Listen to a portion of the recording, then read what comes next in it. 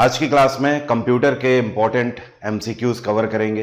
ये वो क्वेश्चन है जो कि पिछले कुछ समय में एसएससी में पूछे गए हैं, फिर चाहे सीजीएल हो, सीएचएसएल हो, सीपीओ हो, एमटीएस हो, हर एक एसएससी के पैटर्न में एक क्वेश्चन रिपीटेड है। और आज के जो क्वेश्चन है वो अंग्रेजी में है, तो परेशान होने की जरूरत नहीं है, मैं उसका हिंदी में भी अनुवाद करूंगा। बस ध्यान से सुनिएगा फिर आंसर करिएगा, बिल्कुल भी टफ नहीं लगेंगे, बस आप मेरी बात को जरूर सुनिएगा। पहला क्वेश्चन है, आपसे यहां पर पूछ रहा है सेट ऑफ इंस्ट्रक्शन जो होते हैं ये क्या कहलाते हैं। सेट ऑफ इंस्ट्रक्शन क्या कहलाते हैं, आपसे यहां पर पूछ रहा है। इंस्ट्रक्शन का मतलब जानते हैं? जब आप कंप्यूटर की किसी भी भाषा में इस तरीके से कोई भी भाषा लिखते हो और स्टेटमेंट वाइज उन्हें लिखते चले जाते हो, तो इन्हीं को क्या बोलते हैं? इंस्ट्रक्शन बोलते हैं। और इंस्ट्रक्शन की फॉर्म में क्या लिखा जाता है, मतलब जब इन सारे इंस्ट्रक्शन को मिला देते हैं तो ये क्या कहलाता है? ये कहलाता है प्रोग्राम। क्या कहलाता है? प्रोग्राम। प्रोग्रामिंग लैंग्वेज आप लोग जानते हैं ना, जैसे कि सी प्रोग्रामिंग लैंग्वेज है, C++ भी है, जावा भी है, ये सारी प्रोग्रामिंग लैंग्वेज है। तो प्रोग्राम ही क्या कहलाता है? Set of instruction. अब ये किसी भी लैंग्वेज में हो सकता है। जावा में है तो आपको जावा में कोडिंग करनी होगी, C# में है तो C# में कोडिंग करनी होगी, रूबी में है तो रूबी में करनी होगी। ठीक है, नेक्स्ट क्वेश्चन, सिंपल सा था ये question. A kind of software which is used to direct help of user. ये आपसे ये कह रहा है कि एक ऐसा सॉफ्टवेयर का प्रकार जो कि लोगों की मदद के लिए यूज किया जाता है, जो कि डायरेक्ट लोगों की मदद करता है। एक ऐसा प्रकार सॉफ्टवेयर का जो कि डायरेक्ट लोग अपनी हेल्प के लिए यूज करते हैं, इस सॉफ्टवेयर को क्या बोलते हैं? System software, firmware software, application, या फिर ये सभी? आंसर बताएगा कोई? प्रशांत का आंसर आ गया है और धितराज का भी आ गया है, प्रणय का भी है। मैक्सिमम लोग सही आंसर बोल रहे हैं। This is called application software. अब जिनको नहीं पता है इधर समझिए। बेसिकली दो तरीके के सॉफ्टवेयर होते हैं, एक होता है सिस्टम सॉफ्टवेयर और दूसरा होता है एप्लीकेशन सॉफ्टवेयर। ठीक है, सिस्टम सॉफ्टवेयर वो होते हैं जो कि सिस्टम की हेल्प के लिए यूज किए जाते हैं। मतलब सिस्टम की बात हो रही है, मतलब किसकी बात हो रही है? कंप्यूटर की बात हो रही है। अब इसमें कौन कौन से आ जाते हैं? इसमें आपके सारे ऑपरेटिंग सिस्टम आ जाते हैं। एग्जांपल के तौर पर आपके पास लैपटॉप है, उस लैपटॉप में आप कुछ भी काम कर पा रहे हो, तो वो किस वजह से कर पा रहे हो? उसके ऑपरेटिंग सिस्टम की वजह से, विंडोज की वजह से। अगर आपके पास मैकबुक होगा तो उसमें iOS चल रहा होगा। अगर विंडोज नहीं होगी तो क्या इसके ऊपर आपके सॉफ्टवेयर रन हो पाएंगे? जैसे कि MS ऑफिस रन हो पाएगा क्या? नहीं हो पाएगा। पहले आपको विंडो एज अ बेस ही रखना पड़ेगा, उसके बाद ही उसके ऊपर एप्लीकेशन सॉफ्टवेयर रन करते हैं। आप कोई ब्राउजर उसके ऊपर चला पाओगे? नहीं चला पाओगे। नेटफ्लिक्स देख पाओगे? नहीं देख पाओगे। Amazon प्राइम देख पाओगे? नहीं देख पाओगे। क्यों? क्योंकि बेस ऑपरेटिंग सिस्टम, ये सिस्टम की हेल्प करते हैं, ये सॉफ्टवेयर सिस्टम को रन करने में। एप्लीकेशन सॉफ्टवेयर वो होते हैं जो कि यूजर की हेल्प करते हैं, जो कि यहां पर पूछा गया है। एप्लीकेशन सॉफ्टवेयर कौन कौन से हो गए? Amazon प्राइम हो गया, और क्या हो गया? एग्जाम इंजन हो गया, और क्या हो गया? Application software. ये जितने हैं, जितने आप डायरेक्टली यूज कर रहे हो, मान लेते हैं मिंत्रा हो गया, मिंत्रा हो गया, अभिनय मैथ्स हो गया। ये क्या है? ये सारे कौन से हैं? जी हां, एप्लीकेशन सॉफ्टवेयर है जो कि डायरेक्ट यूजर अपनी हेल्प के लिए यूज कर रहा है। आप डायरेक्ट आउटपुट इनसे ले रहे हो, ना कि इनसे ले रहे हो। Next, which of the following is the latest web browser of Microsoft?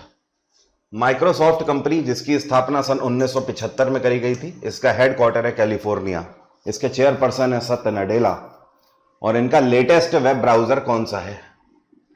वैसे तो जब से ये कंपनी बनी है तब से इन्होंने आज तक केवल एक ही बार अपना ब्राउजर अपडेट किया है, या आप बोल सकते हो चेंज किया है, तो बस उसी के बारे में पूछ रहा है।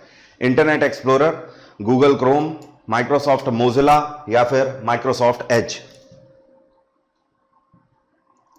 एज वाले सही हैं। ये कौन है? मनन, इनका आंसर सही है एज।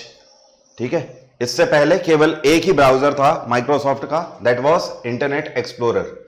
तो अभी हाल फिलहाल में करीब 4-5 साल पहले ही इन्होंने इसको बदला हुआ है और एज में अपडेट कर दिया है। अगला क्वेश्चन देखते हैं, a type of software which can be used free of cost. ऐसे सॉफ्टवेयर जिनका यूज आप मुफ्त में करते हो, जिनके लिए आपको पे नहीं करना होता है, ऐसे सॉफ्टवेयर क्या कहलाते हैं? ओपन सोर्स सॉफ्टवेयर, नैगवेयर, स्मार्टवेयर या फिर ऑफ सोर्स सॉफ्टवेयर? ये सॉफ्टवेयर क्या कहलाते हैं जिन्हें आप फ्री ऑफ कॉस्ट यूज कर सकते हो? सीधे आपने डाउनलोड किया, डाउनलोड करके इंस्टॉल करिए और शुरू करिए। बहुत बढ़िया, इनको बोलते हैं ओपन सोर्स सॉफ्टवेयर। अब एग्जांपल, इसका बेस्ट एग्जांपल आपको बता देता हूं, व्हाट्सएप। क्या कुछ पे करते हो क्या इसके लिए? नहीं ना, सीधे यूज करते हो डाउनलोड करके, इंस्टॉल करके। और क्या हो सकता है? और क्या हो सकता है? बोलो भाई, और कोई बता सकता है एग्जाम्पल? एग्जाम्पल के तौर पर अभिनय मैथ्स जो एप्लीकेशन है, ये ओपन सोर्स है या पेड है? या एग्जाम इंजन की बात कर ले, ये ओपन सोर्स है या पेड है? बताइए, सोच के आंसर करना, सोच समझ के आंसर करना। मैंने आपसे पूछा, एग्जाम इंजन हो गया, अभिनय मैथ्स हो गया, ये जो एप्लीकेशन है ये ओपन सोर्स है या पेड है? प्रीति का आंसर बिल्कुल सही है, ओपन सोर्स है। बिल्कुल सही, बिल्कुल सही। कई लोगों के दिमाग में आ रहा होगा कि इसमें तो हमने पे किया है, इसमें तो हमने पे किया है कोर्स लेने के लिए। वो आपकी मर्जी है। कुछ पेड सर्विसेज हैं, वो अगर आपने पेड सर्विसेज ली है वो आपकी मर्जी है, लेकिन इसका मतलब ये नहीं कि आप सॉफ्टवेयर यूज ही नहीं कर सकते। सॉफ्टवेयर के अंदर बहुत सारी फ्री ऑफ कॉस्ट भी चीजें हैं, तो आप फ्री वाला कंटेंट तो यूज कर सकते हो ना एटलीस्ट, तो ओपन सोर्स ही है वो। एग्जाम्पल एक और, जैसे कि फेसबुक। फेसबुक में आपको क्या लगता है सब कुछ फ्री है? नहीं, सब कुछ फ्री नहीं है। फेसबुक में जब तक आप नॉर्मली उसे यूज कर रहे हो तब तक ठीक है, लेकिन अगर आपको अपनी पोस्ट को बूस्ट करना है तो उसके लिए आपको पे करना पड़ता है वहां पर एक्स्ट्रा, अगर आप फैसिलिटी ले रहे हो। तो इसका मतलब ये थोड़ी है कि फेसबुक ओपन सोर्स नहीं है, ओपन सोर्स ही है फेसबुक। क्लियर है?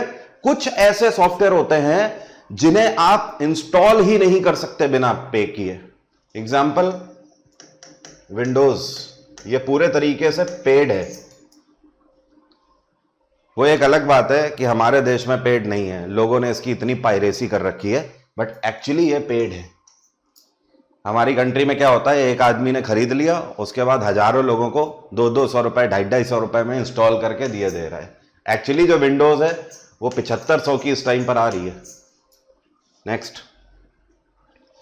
What is the extension of Android executable file? Android की जो एग्जीक्यूटेबल फाइल होती है, एग्जीक्यूटेबल फाइल का मतलब जो आपकी एप्लीकेशन फाइल होती है जिस पे क्लिक करके आप उसे इंस्टॉल करते हो, उसका एक्सटेंशन क्या है? .exe, .dll, .apk या फिर .asp?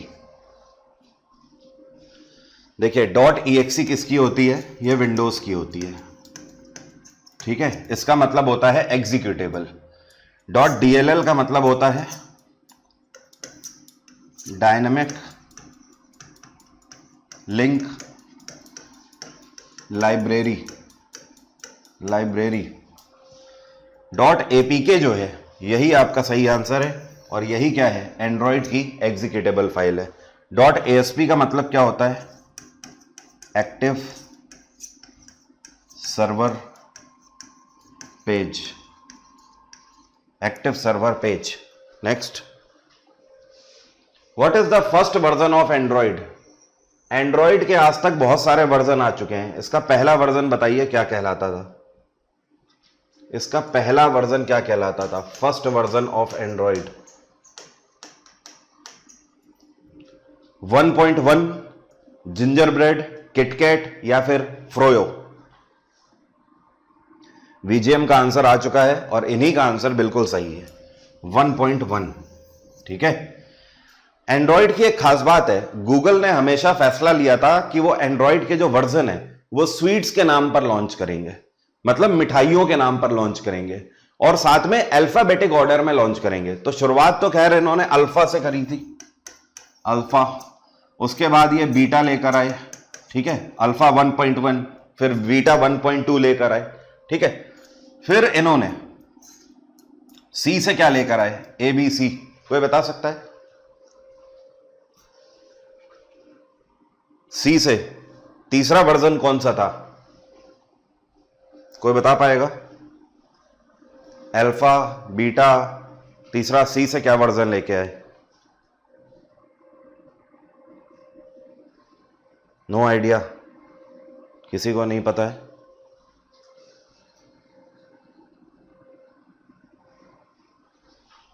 बिल्कुल सही, चॉकलेट। ठीक है, डी फॉर उसके बाद डोनट लेकर आए, उसके बाद A B C D E, E for Eclairs, F for Froyo, G for Gingerbread, H for उसके बाद आया इनका हनी कॉम्ब, इसके बाद आई फॉर आइसक्रीम आया। ठीक है, इस तरीके से आगे बढ़ते चले गए, आगे भी है। नेक्स्ट, और J for Jelly Bean, K for KitKat. देख रहे हो, सारे स्वीट्स के नाम है, IJK। L for Lollipop, M for Marshmallow, LMN, N for Nougat, O for Oreo. पूरी मिठाई की दुकान लग गई है। Next, which one is an example of GUI? GUI जिसको हम लोग क्या बोलते हैं? इसको बोलते हैं graphical user interface. Graphical user interface, तो बताइए इनमें से GUI का एग्जाम्पल कौन सा है? लिनक्स, यूनिक्स, एंड्रॉइड या डॉस? देखो, ऑपरेटिंग सिस्टम बेसिकली दो तरीके के होते हैं, एक तो होता है GUI और दूसरा होता है CUI। CUI का मतलब होता है कमांड यूजर इंटरफेस। ठीक है, दोनों में अंतर क्या है? CUI एक ऐसा इंटरफेस होता है जिसमें ब्लैक स्क्रीन आपको दिखाई देगी, और इसमें अगर आपको कोई भी काम परफॉर्म करना है तो सिर्फ कमांड के बेसिस पर ही आप परफॉर्म कर पाओगे। अगर आपको कमांड नहीं आती है तो कोई भी टास्क परफॉर्म नहीं कर पाओगे। इसको प्रोफेशनल्स ही यूज कर सकते हैं, क्योंकि इसको चलाने के लिए आपको कमांड आनी चाहिए। ठीक है, लेकिन दूसरी तरफ होते हैं GUI, ग्राफिकल यूजर इंटरफेस, एक ऐसा इंटरफेस जिसमें हमें ग्राफिक्स की फॉर्म में आउटपुट दिखाई देता है, जैसे कि आपको पिक्चर के फॉर्म में दिखाई देगा, वीडियो के फॉर्म में दिखाई देगा, कलरफुल इंटरफेस होगा। ठीक है, और इसे कोई भी नॉन प्रोफेशनल ऑपरेट कर सकता है। तो इनमें से एंड्रॉइड है आपका GUI। एंड्रॉइड चलाने के लिए किसी को कोई क्लास ज्वाइन करने की जरूरत नहीं है, किसी को भी पकड़ा दो, 2-4 दिन में वो अपने आप चलाने लगता है। कुछ लोग लिनक्स बोल रहे हैं, देखो, नहीं भाई, लिनक्स आप कंट्रोल कर लोगे क्या? आपको लिनक्स आती है? यार मुझे तो आती है, आपको लिनक्स आती है?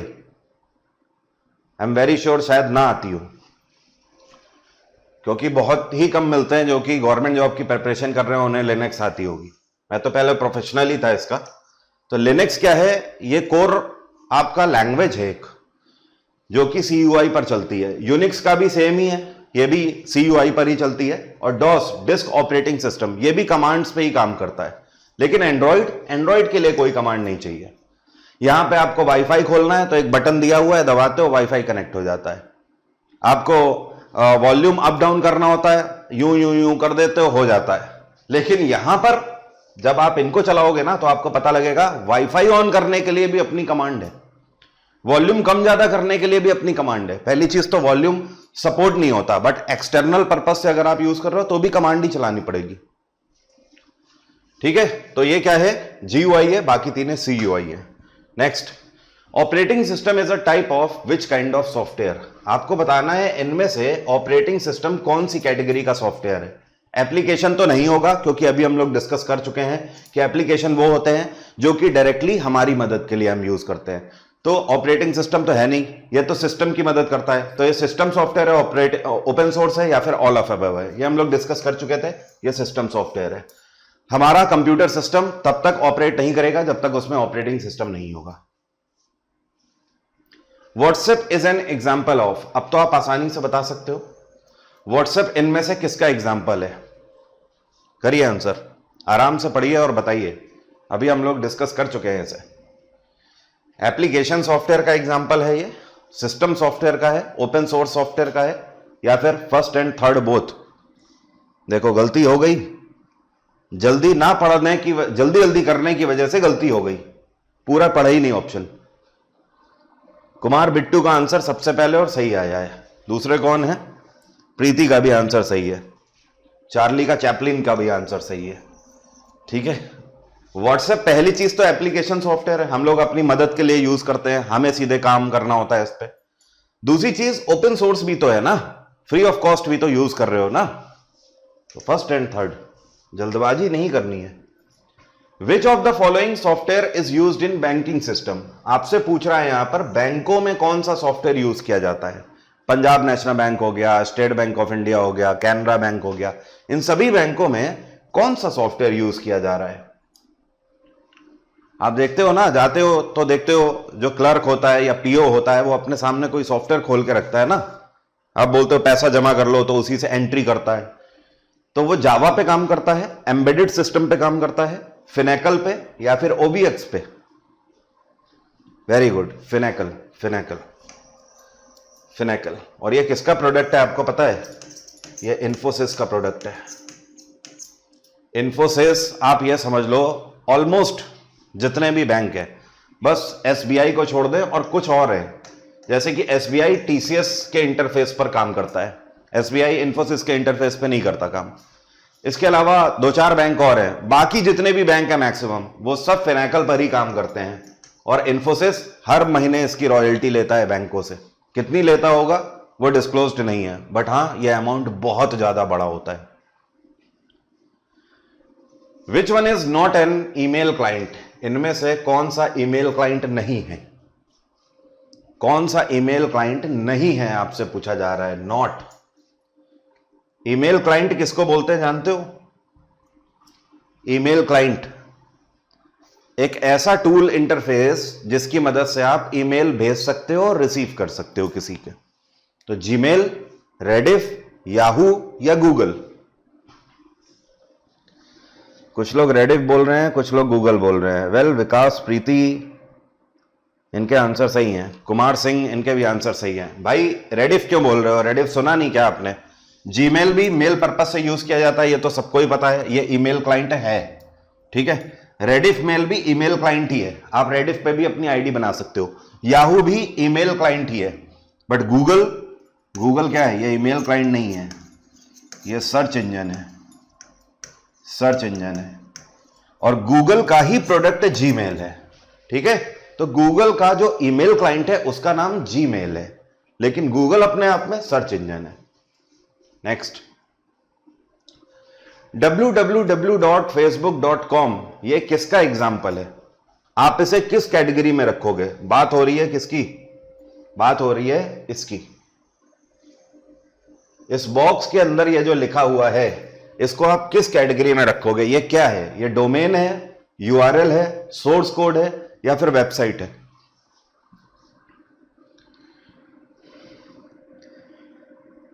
केवल विकास का ही आंसर सही है भाई।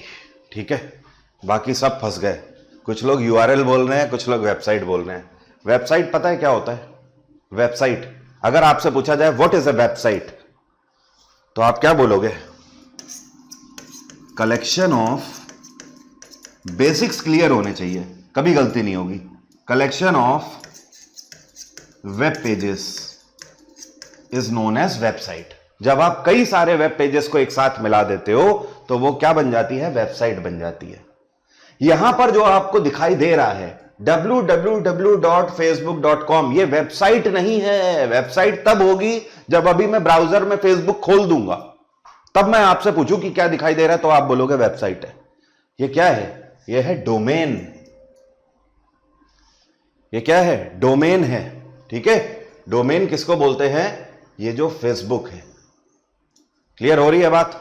यूआरएल क्या है? यूआरएल क्या है? Uniform resource locator. एक पर्टिकुलर थिंग हो जाती है यूआरएल। इसके आगे अगर हम कुछ लगा दे, स्लैश करके फेसबुक का पर्टिकुलर कोई लोकेशन लगा दे, तो वो क्या बन जाएगा, तो वो यूआरएल कहलाएगा। लेकिन ये सिंपली एक डोमेन को दर्शा रहा है, तो ये क्या है, डोमेन है।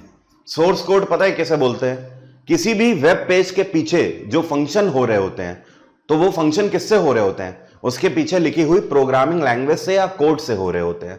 तो जो पीछे फ्रंट बैकएंड पे प्रोग्रामिंग यूज करी गई होती है उसी को सोर्स कोड बोला जाता है। बात आ रही है समझ? अल्टीमेटली आप ये बोल सकते हो प्रोग्रामर्स जो लिखते हैं वही क्या होता है, सोर्स कोड होता है। जैसे कि आपके सामने कोई वेबसाइट खुली, आपने सबमिट के बटन पे क्लिक किया, तो सबमिट के बटन पे क्लिक करते ही वो आपको दूसरे पेज में ले जाता है, रीडायरेक्ट करता है। तो ये जो फंक्शन हो रहा है ये किसकी वजह से हो रहा है, क्योंकि इसके पीछे कुछ कोड लिखा हुआ है, और वही कोड क्या है, सोर्स कोड है। Next, which of the following is an example of e commerce portal? इनमें से कौन सा एक ई कॉमर्स पोर्टल है? Amazon.com, Myntra.com, Snapdeal.com, या फिर ये सभी ई कॉमर्स हैं? कौन सा एक ई कॉमर्स का एग्जाम्पल है? E commerce, e commerce portal का मतलब समझते हैं? पोर्टल का मतलब होता है दुकान, ठीक है। लेकिन कैसी दुकान, कैसी दुकान? Virtual, virtual. पहले नॉर्मली फिजिकल दुकानें हुआ करती थी जिनको हम लोग शॉप बोलते हैं, लेकिन जब वर्चुअल दुकान कोई होती है तो उसको हम लोग बोलते हैं पोर्टल। मतलब जिसे आप टच नहीं कर सकते हो, जो कि सॉफ्टवेयर फॉर्म में है, लेकिन चीजें आप यहां से भी खरीद सकते हो, और जहां से आप मल्टीपल थिंग्स खरीद सकते हो वो ई कॉमर्शियल कहलाती है। आंसर सभी के सही है, ऑल ऑफ अबव, क्योंकि आप यहां से भी परचेजिंग करते हो, यहां से भी परचेज कर सकते हो और यहां से भी परचेज कर सकते हो। They all R E commercial portal. A ready-made format which is used commonly in all pages of website। समझिएगा मैं क्या बोल रहा हूं आपसे। जैसे कि आपकी जीमेल है, जब आप अपनी जीमेल खोलते हो तो ऐसे आपका जीमेल का पेज खुल के आता है, उस पर आपने ध्यान दिया होगा ऐसे करके बना होता है। यहां पे लिखा होगा इनबॉक्स, यहां पे लिखा रहता है सेंड, यहां पे लिखा रहता है आर्काइव, यहां पे लिखा रहता है आउटबॉक्स, यहां पे जंक ईमेल, इस तरीके से लिखा रहता है। ऊपर आप देखोगे रीड का ऑप्शन आता है, अनरीड का ऑप्शन आता है, डिलीट का ऑप्शन आता है, फिर यहां पर पेजेस लिखे रहते हैं, 1 से 50 मेल लिखा रहता है ना ऐसे। अब समझो यहां पर आपका क्या है, बचे हुए इस जगह पर आपका लिखा हुआ है मेल, 1 2 3 4 5, ये सब आपको मेल दिखाई दे रहे हैं। मान लेते हैं आपने इस मेल पर क्लिक किया, तो जैसे ही आपने इसमें क्लिक किया तो अगला पेज जो आपके सामने खुलेगा उसमें ये वाला जो हिस्सा होगा ये बिल्कुल एज इट इज सेम रहता है, बस बदलेगा क्या, ये वाला इंटरफेस बदल जाता है। क्लियर हो रही है बात? यही आपसे यहां पर पूछ रहा है, a readymade format which is used commonly in all pages of website. एक ऐसा रेडीमेड फॉर्मेट जो कि हर एक पेज में यूज किया जाता है, जो कि बदलता नहीं है। सेम आप देखते हो फेसबुक में भी होता है। फेसबुक में आपने देखा, मैं तो चलाता नहीं हूं, अब शायद लेफ्ट आता है राइट आता है नहीं पता, बट पहले कई साल पहले मैं जानता था कि उसका भी ऐसा ही रहता है। ऊपर यहां फेसबुक लिखा रहता है नीले कलर से, और यहां कहीं पिक्चर होती है और नीचे कुछ लिखा रहता है, टूल्स वगैरह कुछ होते हैं, ठीक है, और यहां पर पोस्ट होती है। तो जब आप केवल स्क्रॉल करोगे तो केवल यहीं पर चेंज होता रहता है, ये कभी भी चेंज नहीं होता है इतना। तो बात हो रही है इसी की, इस वाले हिस्से की बात हो रही है। तो इसे क्या कहते हैं, थीम कहते हैं, टेम्पलेट कहते हैं, डेटा, या फिर प्रोग्राम? क्या बात है, मैक्सिमम लोगों के आंसर सही हैं, विकास को छोड़ के। विकास इस बार लटक गए आप। Template is the right answer, theme नहीं है भाई। टेम्पलेट वाले सभी लोग सही हैं, ठीक है। टेम्पलेट यूज ही इसीलिए वेबसाइट में करी जाती है कि आप एक बार टेम्पलेट ले लीजिए, उसके बाद हमारा काम बच जाता है, लगातार वो पेस्ट होती रहती है हर एक पेज में। अगला क्वेश्चन देखिए क्या बोल रहा है। नेक्स्ट क्वेश्चन कह रहा है, email was invented in which year? Email पहली बार कौन से वर्ष में इन्वेंट हुई थी, बता सकता है कोई? 1975, 72, 88 या 90? ये इन्वेंट हुई थी 1972 में, 1972 में। और किसने इन्वेंट करी थी? रे टॉमलिंसन, रे टॉमलिंसन, ठीक है। Next, which one is an example of ISP? ISP का मतलब जानते हैं क्या है? वैसे तो मैंने आपको लिखाया था, internet service provider. Internet service provider, इनमें से कौन सा एक आईएसपी है, इंटरनेट सर्विस प्रोवाइडर है? बताइए। फेसबुक, ट्विटर, एयरटेल या फिर याहू? बहुत बढ़िया, समझ गए आप सभी लोग बात किसकी हो रही है। आईएसपी किसे बोलते हैं? आईएसपी किसे बोलते हैं? ऐसी एजेंसीज जो कि हमें इंटरनेट सर्विस प्रोवाइड करती हैं, उन्हें आईएसपी बोलते हैं। एग्जाम्पल के तौर पर वोडाफोन, ये भी क्या है? आईएसपी कहलाएगा। बीएसएनएल, ये क्या हो गया? आईएसपी कहलाएगा। जियो, ये भी आईएसपी है। लेकिन फेसबुक आईएसपी नहीं है ना, ट्विटर भी नहीं है, याहू भी नहीं है। When data has to be transferred from user to website, it is known as what? मतलब जब आपके सिस्टम से किसी वेबसाइट पर आप डेटा सेंड कर रहे हो तो यह क्या कहलाएगा? अपलोडिंग, डाउनलोडिंग, फ्रेगमेंटिंग या फिर डीकोडिंग?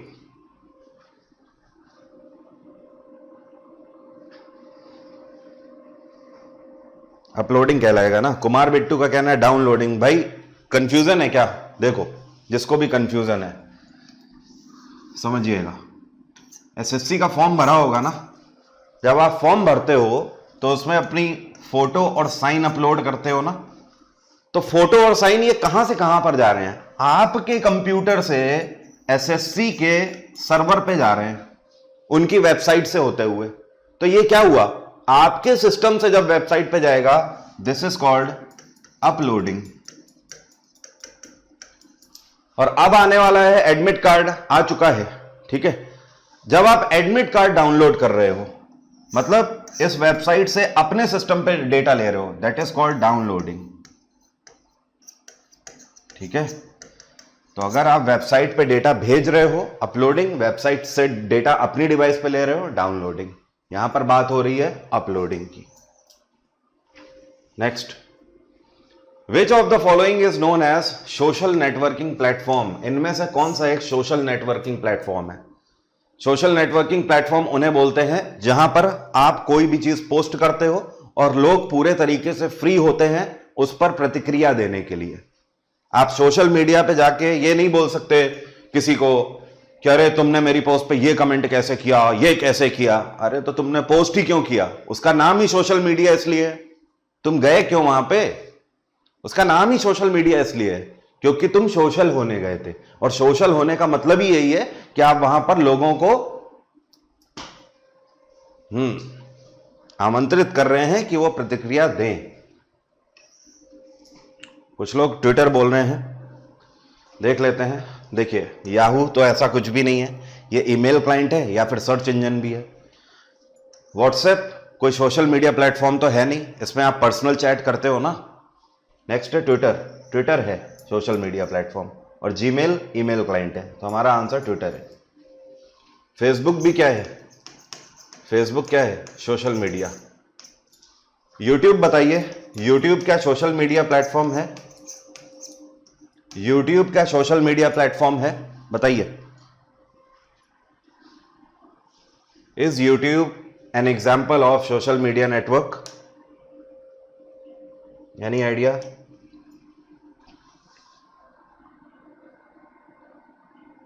बिल्कुल सही, यस, यूट्यूब है सोशल मीडिया प्लेटफॉर्म, ठीक है। मैंने वही परिभाषा बताई ना, एक ऐसा प्लेटफॉर्म जहां पर आप अपनी पोस्ट डालते हो और लोग स्वतंत्र होते हैं उस पर प्रतिक्रिया देने के लिए। यूट्यूब भी सेम है, आप अपना कंटेंट डालते हो, लोग फ्री होते हैं आपके कंटेंट पे कमेंट करने के लिए, प्रतिक्रिया देने के लिए, लाइक और डिसलाइक करने के लिए। नेक्स्ट है, which one is highly protected web browser? Highly protected web browser कौन सा है? तो देखिए, हाईली प्रोटेक्टेड जो वेब ब्राउजर है आज तक का, ये माना जा रहा है किसे? Mozilla Firefox, internet explorer, opera या फिर Google Chrome. That is Google Chrome, ठीक है। हाँ, नेक्स्ट, बैंकिंग सिस्टम इनमें से किस पर बेस्ड होता है? इंटरनेट, इंट्रानेट, एक्सट्रानेट या फिर none of above? Banking system इनमें से किस पर बेस्ड होता है?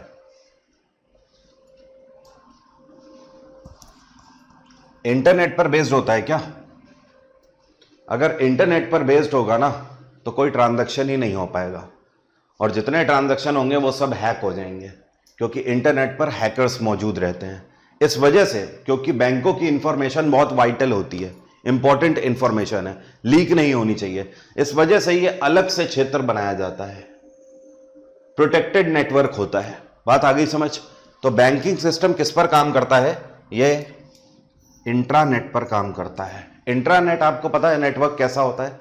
एक ऐसा नेटवर्क जिसके अंदर जो रजिस्टर्ड मेंबर्स हैं केवल वही इस नेटवर्क को यूज कर पाएंगे, कोई भी आउटसाइडर इसको यूज नहीं कर पाएगा। Example, state Bank of India.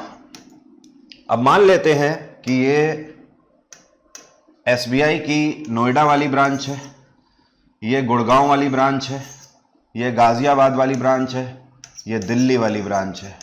अब मुझे एक बात बताइए, दिल्ली की ब्रांच में जो क्लर्क होगा एसबीआई की तरफ से या एसबीआई का स्टाफ होगा, वो नोएडा ब्रांच के किसी कस्टमर का अकाउंट देख सकता है कि नहीं देख सकता है?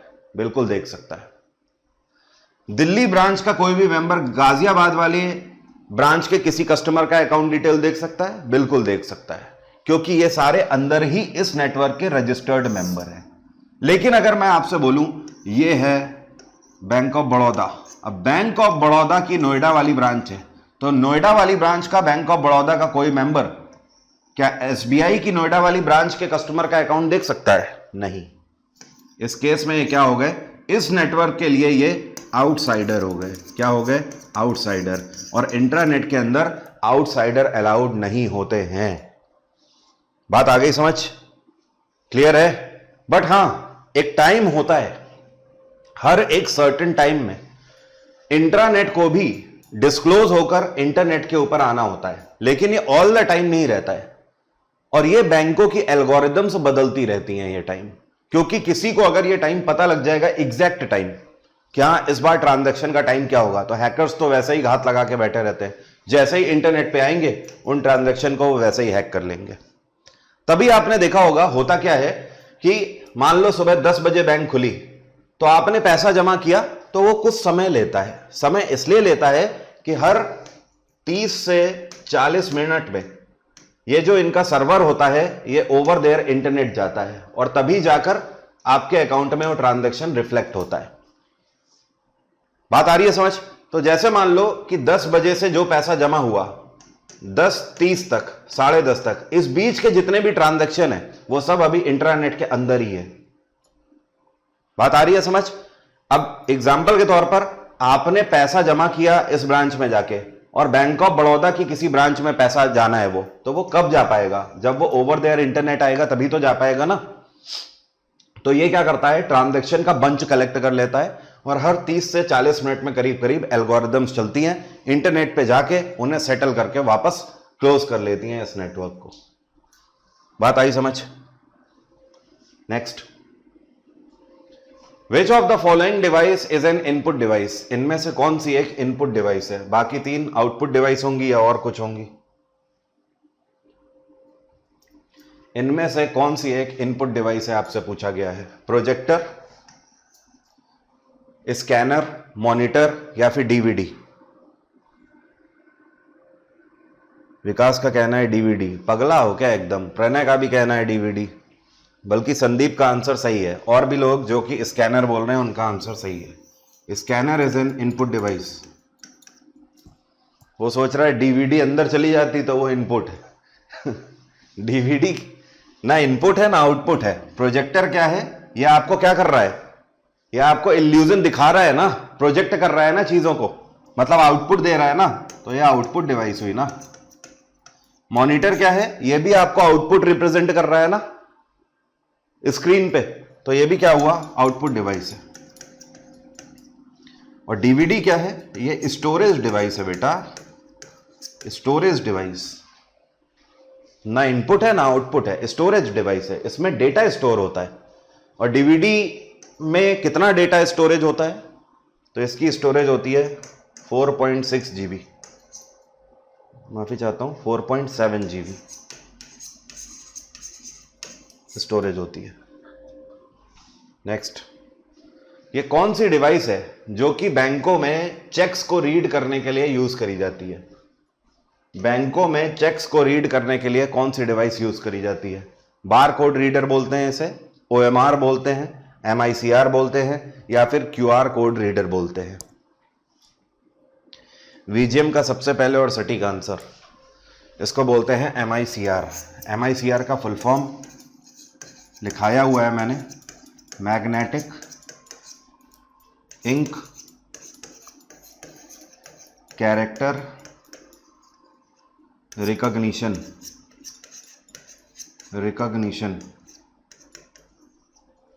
ठीक है। बार कोड रीडर कहाँ होता है यूज? मॉल्स वगैरह में जाते हो तो मॉल में जब आप बिलिंग कराते हो तो आपने देखा होगा उसके हाथ में एक मशीन होती है जो कि प्रोडक्ट के बार कोड को स्कैन करता है, और जैसे ही स्कैन करता है उधर सिस्टम पे उसकी डिटेल आने लगती है, जुड़ता जाता है पूरा बिल में। That is called bar code reader. ठीक है। बार कोड आपके ये लाइनें होती हैं, गाढ़ी और पतली लाइनें होती हैं हर एक प्रोडक्ट में, आप देखोगे पीछे। नेक्स्ट है उसमें प्रोडक्ट की डिटेल होती है। नेक्स्ट है OMR, optical mark reader. OMR क्या होता है? जब ऑफलाइन पेपर होते थे तब आपने देखा होगा गोला भरते थे, 4 में से 1 सही, कौन सा गोला भरोगे? तो ये शीट चेक होती है किससे? ऑप्टिकल मार्क रीडर से। MICR, magnetic ink character recognition. जब आप कोई भी चेक देखते हो तो चेक में आपने देखा होगा नीचे चेक का नंबर लिखा रहता है, सपोज 11028 ये लिखा हुआ है, तो ये चेक का नंबर है। अब ये नंबर की खास बात ये होती है कि ये स्पेशल इंक से लिखा होता है नंबर, आप उसे छू के देखोगे तो हाथों में उभरा हुआ आपको समझ आएगा। तो ये जो MICR है ना, ये इसी इंक को रिकॉग्नाइज करने का काम करता है, और इसी से पता लग जाता है कि चेक ओरिजिनल है या जाली चेक है। QR कोड रीडर तो आपके पास ही होगा, आप लोग पेमेंट एग्रीगेटर यूज कर रहे होगे, जीपे और पेटीएम, फोन पे, ये सब यूज कर रहे हो ना, उसमें जो आपके फोन में है वो QR कोड ही तो रीडर है, QR कोड को स्कैन कर लेता है। ये कौन सा प्रिंटर है जो कि इंडियन रेलवे रिजर्वेशन सिस्टम में यूज किया जाता है? कौन सा प्रिंटर है जो कि हमारे भारतीय रेलवे रिजर्वेशन सिस्टम में यूज हो रहा है? Daisy wheel printer, inkjet, laser printer, या फिर डॉट मैट्रिक्स प्रिंटर? बताइए।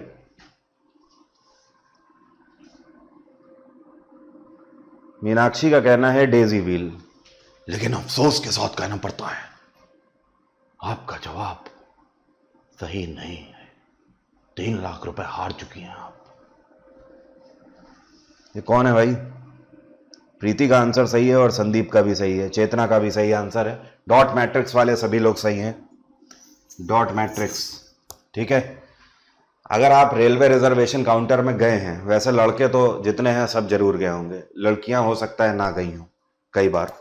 तो जो डॉट मैट्रिक्स प्रिंटर होता है, आपने देखा होगा रेलवे का जो टिकट निकलता है, ओके, वो बड़ी शिद्दतों से निकलता है, बड़ी मिन्नतों से निकलता है। होता इतना बड़ा टिकट है, लेकिन कैसे निकलेगा? लाइन दर लाइन प्रिंट होता है, king king king king king king king king करके निकलता रहता है धीमे धीमे। क्यों? क्योंकि पहली चीज तो ये कि जो डॉट मैट्रिक्स प्रिंटर है वो लाइन वाइज प्रिंटिंग करते हैं, इसीलिए वो धीमे धीमे बाहर आता है किंग किंग किंग किंग करते हुए। लेकिन आपके घर में जो लेजर प्रिंटर होगा वो आप देखोगे इससे कहीं बड़ा पेज एक ही बार में निकाल देता है, तेजी के साथ प्रिंट कर देता है।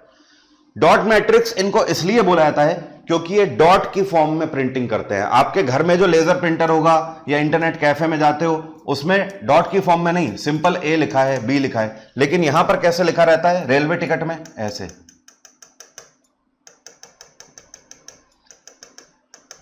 ऐसे लिखा रहता है ए डॉट की फॉर्म में। 5 लिखा होगा तो ऐसे लिखा होगा, ऐसे लिखा रहता है ना, तो ये डॉट्स की फॉर्म में ही प्रिंट करता है। अब ऐसा है क्यों? कई लोग सोच रहे होंगे कि सर ये तो बहुत स्लो है, डॉट की फॉर्म में भी प्रिंट कर रहा है, फिर भी आज इतने आगे हम लोग बढ़ गए जमाने में, स्टिल रेलवे रिजर्वेशन काउंटर में इसी का क्यों यूज हो रहा है? उसका कारण है ये कॉस्ट इफेक्टिव है, कॉस्ट इफेक्टिव है। बात आ गई समझ? इसकी जो इंक है वो कॉस्टली नहीं है, बहुत सस्ती इंक आती है। इन प्रिंटर में लागत भी बहुत सस्ती आती है, लेकिन ये कॉस्टली प्रिंटर्स है, इनकी इंक ही बहुत महंगी आती है। अब आप समझ लीजिए कि अंदाजा लगाइए पूरे भारत में हर एक सेकंड कितने रेलवे रिजर्वेशन हो रहे होंगे। रिजर्वेशन की तो बात ही छोड़ दो, आप खुला टिकट भी सोचो। हर एक सेकंड, जैसे मतलब अभी एक सेकंड निकला, हर एक सेकंड में हजारों टिकट प्रिंट हो रहे हैं। और अगर मैं कह रहा हूं 1000 टिकट भी पूरे भारत में प्रिंट हुए हर एक सेकंड, और एक टिकट में 0.10 पैसा भी अगर बच रहा है, तो आप सोचो इंडियन रेलवे को कितना फायदा हो रहा है इससे। और अगर इसके विपरीत ये चलाने लगे तो कितना नुकसान हो जाएगा इस वजह से, क्योंकि बल्क में प्रिंटिंग है, प्रिंटिंग, नंबर ऑफ प्रिंटिंग बहुत ज्यादा है, इस वजह से इसका यूज हो रहा है। और रही बात टाइम की, तो भारतीय रेलवे तो वैसे ही हाँ लेट चलती है, इस वजह से हमारे देश में चलता है, कोई दिक्कत नहीं है। आप बाहर जाओगे, आप लंदन वगैरह जाओगे, पेरिस जाओगे, किसी और दूसरे देश में जाओगे, वहां पे आप देखोगे इन प्रिंटर्स का यूज नहीं हो रहा है, क्योंकि उनके यहां पर ट्रेन का मतलब है अगर 10:02 पे ट्रेन जानी है तो 2 से तीसरा मिनट नहीं होगा, और 10:01 पे भी नहीं जाएगी। 10:02 का मतलब 2 मिनट पे ही जाएगी। हमारे देश में ऐसा नहीं है, इस वजह से कॉस्ट इफेक्टिव प्रिंटर यूज हो रहे हैं।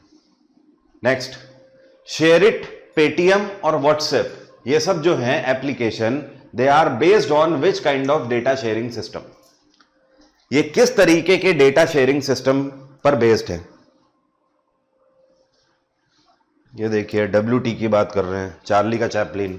बेटा जिस दिन फंसोगे ना, मत करना, थोड़े पैसे बचाने के लिए भले ही खुला टिकट ले लो, खुला टिकट लेके भले ही रिक्वेस्ट कर लो, WT मत चलना।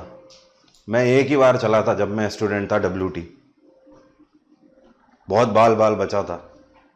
उस दिन से मैंने कान पकड़ लिए थे कि करियर खराब हो जाए, उससे बेहतर है कि थोड़े पैसे खर्च करके खुला टिकट ही ले लो। ऐसे छात्र जीवन में ऐसा होता रहता है, अपने ही आप अकल आती है धीमे धीमे। QR कोड शेयरिंग, बट कुछ लोग तो D बोल रहे हैं, बोथ 1 and 2। चलिए देखते हैं। शेयरिट, पेटीएम, व्हाट्सएप, ये सब एप्लीकेशन किस तरीके का डेटा शेयरिंग यूज करते हैं। व्हाट्सएप में अगर आपको डेटा शेयर करना है तो QR कोड की मदद से करोगे, बार कोड की मदद से, रिस्पॉन्ड कोड की मदद से। तो आपने देखा है व्हाट्सएप में QR कोड का ऑप्शन आता है, नहीं देखा है तो सेटिंग में जाइएगा, वहां पे आपको दिख जाएगा QR कोड का ऑप्शन आता है स्कैन का। व्हाट्सएप, पेटीएम, इसमें भी QR कोड ही आप यूज कर रहे हो, बार कोड तो यूज नहीं कर रहे हो ना। पेटीएम में कभी ऐसा होता है कि आप बार कोड से उसको रीड कर लो, नहीं कर सकते, केवल QR कोड ही कर सकते हो। और शेयरिट, ये भी आप QR कोड ही कर सकते हो। QR code is the right answer. 1 and 2 क्यों बोल रहे थे भाई? 1 and 2 क्यों बोल रहे थे? बिल्कुल सही चार्ली, बार कोड कहां से आ गया भाई? 1 and 2 नहीं है। Next, what is the storage capacity of DVD? अभी हम लोगों ने बात करी थी, इसको क्या बोलते हैं? Digital versatile disc. Digital versatile disc 4.7 GB इसका स्टोरेज होता है। Which one is the right sequence in terms of storage capacity? मतलब छोटे से बड़े की तरफ आपको बताना है किसका सबसे कम स्टोरेज है, फिर उससे ज्यादा उसका स्टोरेज है, फिर उससे ज्यादा, फिर उससे ज्यादा। तो स्टोरेज किसका कम से ज्यादा की तरफ क्रम आपको बताना है। आराम से पढ़ लो फिर बता दो। यहां पर 4 वर्ड यूज किए गए हैं, CD, DVD, HVD, BRD। प्रीति का आंसर आ चुका है, 4th वन बोल रही है, CD, DVD, BRD, HVD। और कोई है प्रीति के अलावा जो इन्हें करेक्ट कर सके? इमैनुअल मैक्रोन भी है, क्या बात है, फ्रांस के राष्ट्रपति भी आज क्लास में है हमारे। इस बार 26 जनवरी को ये आए थे रिपब्लिक डे की परेड में। मैंने सोचा नहीं था कि ये क्लास अटेंड करने भी आएंगे कंप्यूटर की। कुछ लोग 3 बोल रहे हैं, कुछ लोग 4 बोल रहे हैं, देख लेते हैं भाई। CD स्टोरेज कितना होता है, कोई बता सकता है? CD का स्टोरेज 750 MB होता है, ठीक है। DVD का स्टोरेज 4.7 GB होता है। इसके बाद BRD का स्टोरेज 50 से लेकर 100 GB तक अवेलेबल होती है मार्केट में। HVD जिसको बोलते हैं होलोग्राफिक वर्सटाइल डिस्क, इनका स्टोरेज 6 TB टेराबाइट तक होता है। तो आप देख लो सीक्वेंस क्या होना चाहिए, CD, DVD, BRD, HVD। Answer क्या हो गया हमारा? प्रीति का आंसर सही था, CD, DVD, BRD, HVD। Fourth जो लोग बोल रहे थे उन्हीं का आंसर सही है। क्लियर है? कोई समस्या तो नहीं किसी को? बिल्कुल सही। Next, which one is most frequently used printer? सबसे ज्यादा मतलब सबसे ज्यादा तादाद में कौन से प्रिंटर यूज किए जाते हैं? Most frequently. मैक्सिमम जगहों में आप इन प्रिंटर्स को देखोगे, इजिली अवेलेबल रहते हैं एंड इजी टू ऑपरेट भी होते हैं और प्रिंटिंग क्वालिटी भी इनकी अच्छी होती है। डॉट मैट्रिक्स नहीं, ये इजी टू ऑपरेट नहीं है और अब आमतौर पर यूज भी नहीं हो रहा है। इंकजेट भी नहीं होते हैं, प्लॉटर भी नहीं होते हैं। Laser printer is the right answer. हमारे घरों में, ऑफिसेज में, हर जगह पर आप लेजर प्रिंटर ही देखोगे।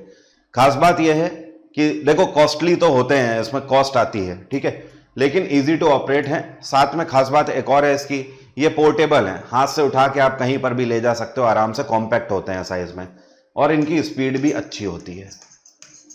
इस वजह से इसी का यूज आमतौर पर किया जाता है। इंकजेट प्रिंटर्स का यूज प्लास्टिक में किया जाता है, प्लास्टिक में प्रिंटिंग करने के लिए। बिस्किट का पैकेट है, उसके ऊपर पार्ले जी के बिस्किट के ऊपर एक बउआ बना रहता है ना, वो किससे प्रिंटेड है?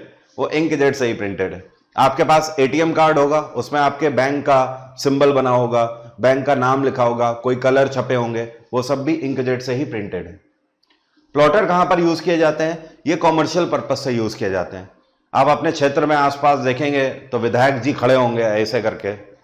दीपावली और ईद की बहुत बहुत शुभकामनाएं आप सभी को। तो वो जो फ्लैक्स है ना बड़ा सा, वो जो बैनर है, पोस्टर है, वो प्लॉटर से ही प्रिंटेड है।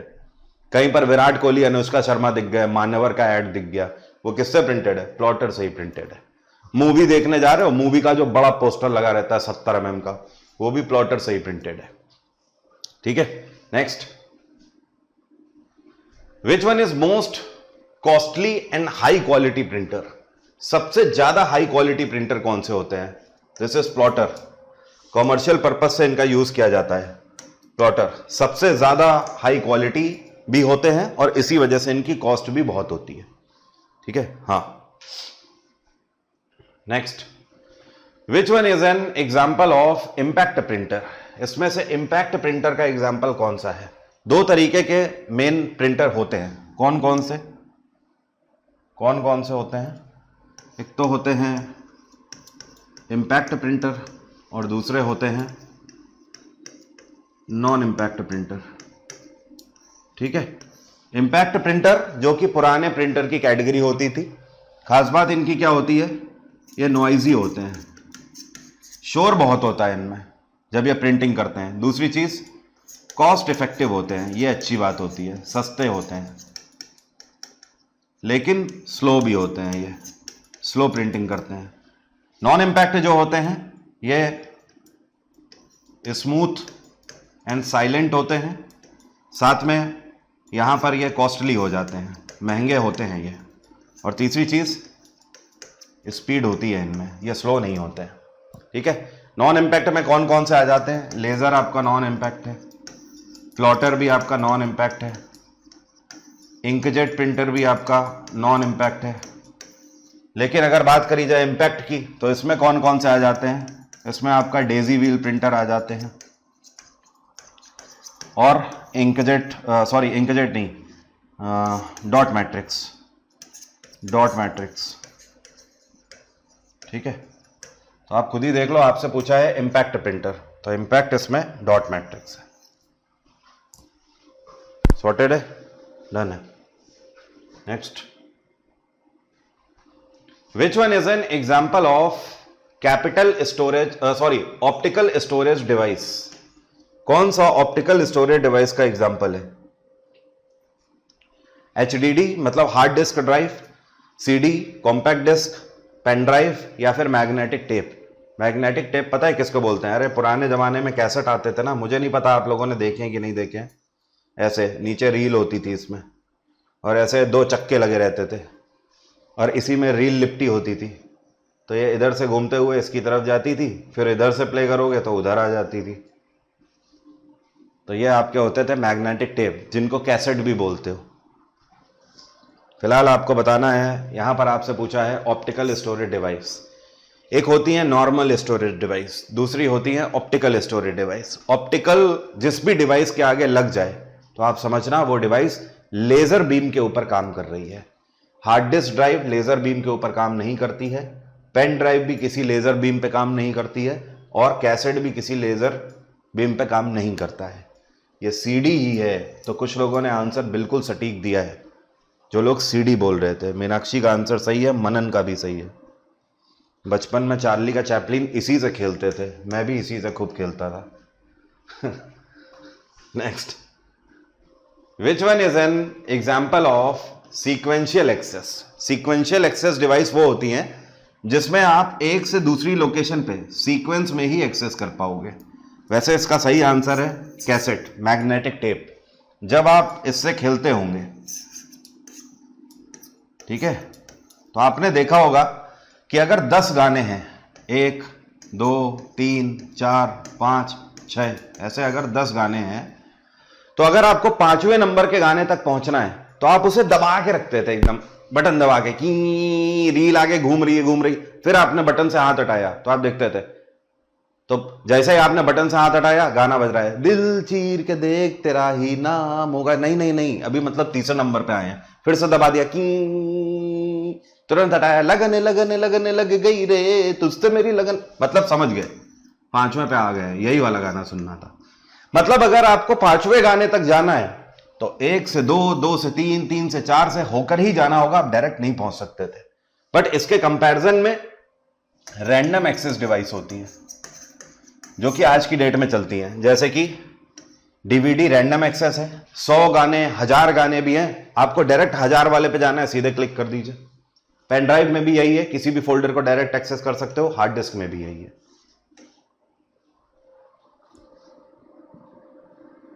क्लियर है? ठीक है। हाँ, मजा तो बहुत आता था, मौज बहुत आती थी उसमें। क्या बोलते हैं उसे, क्या बोलते थे, वॉकमैन बोलते थे। हाँ, तो वॉकमैन के अंदर लगा के ए साइड, उसमें भी होता था ए साइड और बी साइड। हाँ, तो बी साइड में कुछ गाने होते थे, ए साइड में कुछ गाने होते थे। विच one is a portable computer. Portable computer, portable का मतलब यह है कि एक से दूसरी जगह आसानी से आप ले जा सकते हो। जैसे सुपर कंप्यूटर को नहीं ले जा सकते भाई, बहुत बड़ा होता है। मेन फ्रेम को भी नहीं ले जा सकते, एक कमरे के बराबर होता है ये। माइक्रो कंप्यूटर या फिर नोटबुक पीसी, माइक्रो को भी नहीं ले जा सकते हो आप। This is notebook PC, portable. ठीक है। हाँ, next, mouse is which kind of device. Mouse input device है, इसमें इतना क्या सोचना, क्योंकि कंप्यूटर को इंस्ट्रक्शन देने के लिए माउस का यूज करते हैं ना। जैसे ही आप क्लिक करते हो तो आप एक तरीके से प्रोसेसर को इंस्ट्रक्शन दे रहे हो ना, तो ये इनपुट डिवाइस है। ओहो ओहो ओहो, ये क्वेश्चन अभी गलत हो सकता था। इनपुट डिवाइस या ऑप्टिकल इनपुट डिवाइस, इनपुट या ऑप्टिकल इनपुट डिवाइस। तो अगर ऑप्टिकल इनपुट लिखा है तो हम ऑप्टिकल इनपुट के साथ ही जाएंगे, क्योंकि पहले जो माउस आते थे, शायद कुछ लोगों ने आप में से देखा हो, उसे एक्सपीरियंस किया हो। जब मैं पढ़ता था तो उस टाइम पे थे, पहले जो माउस आते थे उनमें नीचे ट्रैक बॉल लगी होती थी, एक छोटी सी गेंद होती थी। वो नॉर्मल माउस होते थे। तो जब आप माउस को ऑपरेट करते थे, ये गेंद ऐसे घूमती थी सरफेस पे, ऐसे माउस आप कर रहे हो, गेंद घूमेगी। लेकिन आज की डेट में जो माउस आते हैं उसमें ट्रैक बॉल नहीं होती है, उसमें नीचे लेजर बीम लगी होती है। तो आज वाले जो माउस आ रहे हैं, अब ये ऑप्टिकल इनपुट डिवाइसेस हैं। क्लियर हुई ना बात? वही मैंने कहा ना कि जहां पर भी ऑप्टिकल वर्ड आ जाए, मतलब ये डिवाइस लेजर बीम से ऑपरेट हो रही होगी। अगला question, which type of monitor is most cost effective. Costly नहीं, कॉस्ट इफेक्टिव, मतलब सबसे सस्ते पड़ते हैं। सीआरटी मॉनिटर, एलसीडी आए, फिर एलईडी आए, आज की डेट में टीएफटी आए हैं। कॉस्ट इफेक्टिव कौन से हैं? कॉस्ट इफेक्टिव एलईडी हैं, light emitting diode, light emitting diode. Light emitting diode की खास बात यह है, ये मार्केट में आए ही इस कॉन्सेप्ट पे थे कि ये लेजर बीम पे काम करते हैं, और इसी वजह से जो इसमें बिजली का बिल आता है ये बहुत कम आता है। क्योंकि ये इलेक्ट्रिसिटी कंजम्पशन के मामले में सबसे कम कंज्यूम करते हैं।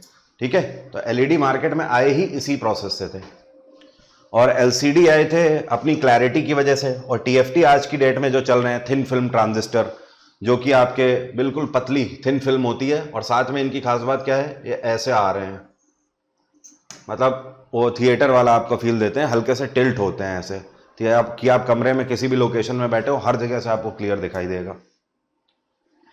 विच one is latest technology computer? इनमें से सबसे लेटेस्ट टेक्नोलॉजी कौन सी है? Notebook PC, tab computer, surface computer, या फिर सुपर कंप्यूटर? सुपर तो नई नहीं है, टैब कंप्यूटर भी नए नहीं है, सरफेस या फिर नोटबुक? बताइए। आपके मॉनिटर को क्या बोलते हैं? अच्छा, इसकी बात कर रहे हो जिस पे मैं लिख रहा हूं, हाँ, इसे टच स्क्रीन बोलते हैं। ये टच स्क्रीन मॉनिटर है, जो कि एक तरीके से आपके एटीएम में भी यूज होते हैं touch screen monitors. Kunal Singh का आंसर सही है, सरफेस कंप्यूटर। सरफेस कंप्यूटर कई लोगों को पता ही नहीं होगा, बट मैं याद दिलाता हूं, आपको याद आ जाएगा। क्रिश मूवी देखी है ना? क्रिश मूवी में आपने देखा होगा, माँ मेरी शक्तियों का गलत इस्तेमाल हुआ है, यहाँ मैं आ रहा हूं इसको डिस्ट्रॉय करके। वो जो आप देखते हो ना, वो जो आपको हवा में दिखाई दे रहा होता है, illusion, that is called surface computer. क्या ऐसे कंप्यूटर होते हैं? जी हाँ, होते हैं। आईआईटीज में ऐसे कंप्यूटर हैं। भारत में आईआईटी बॉम्बे में सरफेस कंप्यूटर है, सारे आईआईटीज में नहीं है। इसके अलावा डीआरडीओ जैसे संस्थानों के पास भी सरफेस कंप्यूटर हैं आज की डेट में। हाँ, बट हाँ, इजी टू एक्सेस नहीं है, क्योंकि इनकी कॉस्ट बहुत होती है, और साथ में ये पर्सनल पर्पस से यूज करने लायक भी नहीं होते हैं। कॉमर्शियल पर्पस से ही आप इन्हें यूज कर सकते हो। तो आज की बात यहीं तक रहेगी, कल फिर से मुलाकात होगी। Thank you so much, have a nice day, take care, bye bye. आपका दिन मंगलमय हो। जय हिंद, जय भारत। आई होप आपने बहुत कुछ सीखा होगा और बहुत सारी चीजें आपको कंप्यूटर में क्लियर हो गई होंगी। सर, याहू सर्च इंजन है या नहीं है? बिल्कुल है, याहू सर्च इंजन भी है। याहू ने इवन शुरुआत ही अपनी सर्च इंजन से करी थी, और साथ में फिर उन्होंने याहू के ही नाम से अपना ईमेल क्लाइंट भी लॉन्च कर दिया। ठीक है, तो याहू सर्च इंजन भी है और आपका क्या बोलते हैं, ईमेल क्लाइंट भी है। बट गूगल ने अपना ईमेल क्लाइंट अलग नाम से लॉन्च किया, इन्होंने इसका नाम जीमेल रख दिया। और वैसे जो याहू है ना, याहू ने भी जो अपना ईमेल क्लाइंट लॉन्च किया है उसे याहू मेल बोला। पहले क्वेश्चन पे आते हैं फिर से, उसी के बाद कल हम लोगों ने 35 क्वेश्चन किए थे, आज 36वां क्वेश्चन है। आपको मैं हिंदी में पहले मतलब समझा देता हूं, उसी तरीके से आराम से टेंशन फ्री रहिए, सारा मतलब मैं समझाऊंगा, फिर आप आंसर करना। देखिए, इसमें आपसे यह बोल रहा है कि कोई भी जो प्रोडक्ट होता है, उस प्रोडक्ट की इंफॉर्मेशन एक इंक्रिप्टेड फॉर्मेट में स्टोर होती है प्रोडक्ट की पैकेजिंग के ऊपर। इसको क्या कहा जाता है? कोई भी प्रोडक्ट है, उसकी पैकिंग के ऊपर इंक्रिप्टेड फॉर्म में उसकी जानकारी जो स्टोर होती है, वो किस फॉर्मेट में होती है? क्यूआर कोड के फॉर्मेट में, बार कोड में, बाइनरी कोड में, या फिर इन सभी फॉर्मेट में होती है? बताइए, एनी आइडिया? ये कौन है भाई? कुमार बिट्टू का कहना है ऑल ऑफ अबव। अच्छा, चलो, क्यूआर कोड तो एक बार मान भी लिया भाई, बाइनरी कोड तुम्हें कहां से दिख गया? आज तक कोई प्रोडक्ट ऐसा देखे हो जिसमें बाइनरी कोड की फॉर्म में हो? 011010110 ऐसे देखा है क्या? नहीं होती है भाई, बाइनरी कोड में नहीं होती है। ठीक है, ये बार कोड की फॉर्म में होती है। ठीक है, आप हमेशा देखोगे प्रोडक्ट के पीछे लाइनें ऐसे होती है ना, गाढ़ी और हल्की लाइनें। जी हाँ, bar code is the right answer. और इसको पढ़ने वाली जो मशीन होती है उसे क्या कहा जाता है? बीसीआर, बार कोड रीडर कहा जाता है। अगला क्वेश्चन देखें क्या बोल रहा है। आपसे कह रहा है ये कौन सा प्रिंटर का प्रकार है जो कि एटीएम मशीन में यूज किया जाता है रिसीप्ट को प्रिंट करने के लिए? आप एटीएम मशीन गए होगे, आपने देखा होगा उससे एक रिसीट निकलती है। ओके, तो मशीन के अंदर कोई प्रिंटर तो होगा ना, तो कौन सा प्रिंटर होता है? Dot matrix, laser printer, thermal, या फिर इंकजेट? ये कौन सा प्रिंटर है जो कि एटीएम मशीन के अंदर होता है और रिसीट निकालने का काम करता है? बताओ, आप ही से आंसर लूंगा। चार्ली का चैपलिन आंसर करिए। पीयूष, अरूप,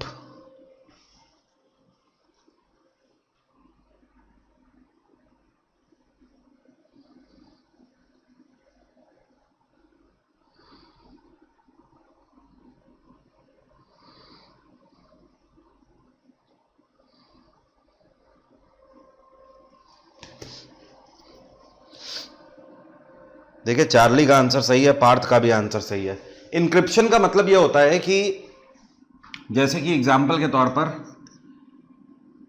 ABC लिखा हुआ है ये, ठीक है, तो ये एक आम भाषा है। बात आ रही है समझ? आम भाषा है और कोई भी भाषा ऐसे हो सकती है। ये अंग्रेजी है, ठीक है, हमें पता है, लेकिन इसको अगर इनक्रिप्ट करना है तो इनक्रिप्ट करने का मतलब ये एक ऐसी लैंग्वेज में हो जाएगा जिसे आमतौर पर लोग नहीं पढ़ पाएंगे। तो ये क्या हो जाएगी? ये सिक्योर्ड फॉर्म में हो जाएगी। हो सकता है ये आपको ऐसे दिखाई देने लगे, ऐसे करके आपको दिखाई देने लगे, ठीक है, ऐसे। बात आ गई समझ? तो आप इसे अब नहीं पढ़ सकते, ये इनक्रिप्टेड फॉर्म में चली गई। और डिक्रिप्ट होगी तो डिक्रिप्शन का मतलब ये फिर से वापस से उसी फॉर्मेट में आ जाएगी। यूजर जो होता है वो हमेशा डिक्रिप्टेड फॉर्म को ही पढ़ पाता है, और एनक्रिप्टेड फॉर्म को कौन पढ़ता है? कंप्यूटर पढ़ता है। इसको केवल मशीन ही पढ़ सकती है। बात आ गई समझ? फिलहाल अगर इसकी बात करें तो ये जो प्रिंटर होता है एटीएम मशीन में होता है, that is known as thermal printer. क्या बोलते हैं इसे? Thermal printer. एक और बात ध्यान रखिएगा, आपने देखा होगा एटीएम से जो रिसीट निकलती है वो थोड़े से चिकने पेपर पर निकलती है, हल्का सा ग्लॉसी पेपर होता है, देखा होगा आपने। इतना ही नहीं, पेट्रोल पंप पे आप पेट्रोल डलाने जाते हो, वहां पे आपने देखा होगा एक मशीन होती है। इस मशीन में ऐसे नंबर होते हैं 1 2 3 4 5 6 7 8 9, और ऊपर स्क्रीन होती है और यहाँ पे कार्ड स्वाइप करने का ऑप्शन होता है, या फिर इधर से कार्ड इंसर्ट करने का ऑप्शन भी होता है। इसको क्या बोलते हैं? इसको बोलते हैं पॉज टर्मिनल। पॉज का मतलब क्या है? Point of cell. मॉल्स वगैरह में या दुकानों में भी आपको ये मशीन मिल जाएगी, तो इसको क्या बोलेंगे? Pause terminal. इससे भी जो रिसीट निकलती है वो भी किससे निकल रही है? वो भी थर्मल प्रिंटर ही है। थर्मल प्रिंटर की खास बात ये होती है कि ये ग्लॉसी पेपर पर चलता है, ठीक है। एक और बात, थर्मल प्रिंटर की जो इंक होती है ये सबसे सस्ती प्रिंटों में से कंसीडर करी जाती है। तभी आप देखोगे, आप एटीएम की रिसीट अपने पास रखना, या फिर आप बस का टिकट लेते हो, सरकारी बस का टिकट लेना, उसमें आप देखोगे उसमें भी इसी तरीके की मशीन से वो पर्ची निकाल के देके जाएंगे। आपके घर में इलेक्ट्रिसिटी का बिल आता होगा, वो भी उसी मशीन से निकाल के देके जाते हैं, ठीक है। तो ये सब थर्मल प्रिंटर है। लेकिन एक चीज आप देखोगे, इनकी प्रिंटिंग क्वालिटी बहुत कमजोर होती है, लो ग्रेड की होती है। कुछ टाइम तक आप रिसीट रख दो, पता लगा अपने पर्स में रखे रहो या गद्दे के नीचे रख दो, 2-4 दिन के बाद निकालना, स्याही हल्की हो जाएगी। एक टाइम आएगा जब पूरी मिट जाती है स्याही, ठीक है। तो ये क्या होते हैं? ये कॉस्ट इफेक्टिव होते हैं, कॉस्ट इफेक्टिव, सस्ते होते हैं printer. Next, a type of keyboard which is used in Android phones. आपके हाथ में जो एंड्रॉइड फोन है उसमें कौन सा कीबोर्ड यूज किया जा रहा है? आप जब व्हाट्सएप पे कुछ लिखते हो तो नीचे कीबोर्ड बन के आ जाता है ना, वर्चुअल कीबोर्ड भले ही है लेकिन है तो कीबोर्ड। वो कौन सा कीबोर्ड है? क्वार्टी कीबोर्ड है, फिजिकल कीबोर्ड है, सेंस कीबोर्ड है, या फिर वर्चुअल कीबोर्ड है? पार्थ का आंसर सही है, प्रीति का भी आंसर सही है। That is Corti keyboard, that is Corti keyboard. Keyboard का एक प्रकार है। देखो, फिजिकल और वर्चुअल तो एक अलग चीज हो गई।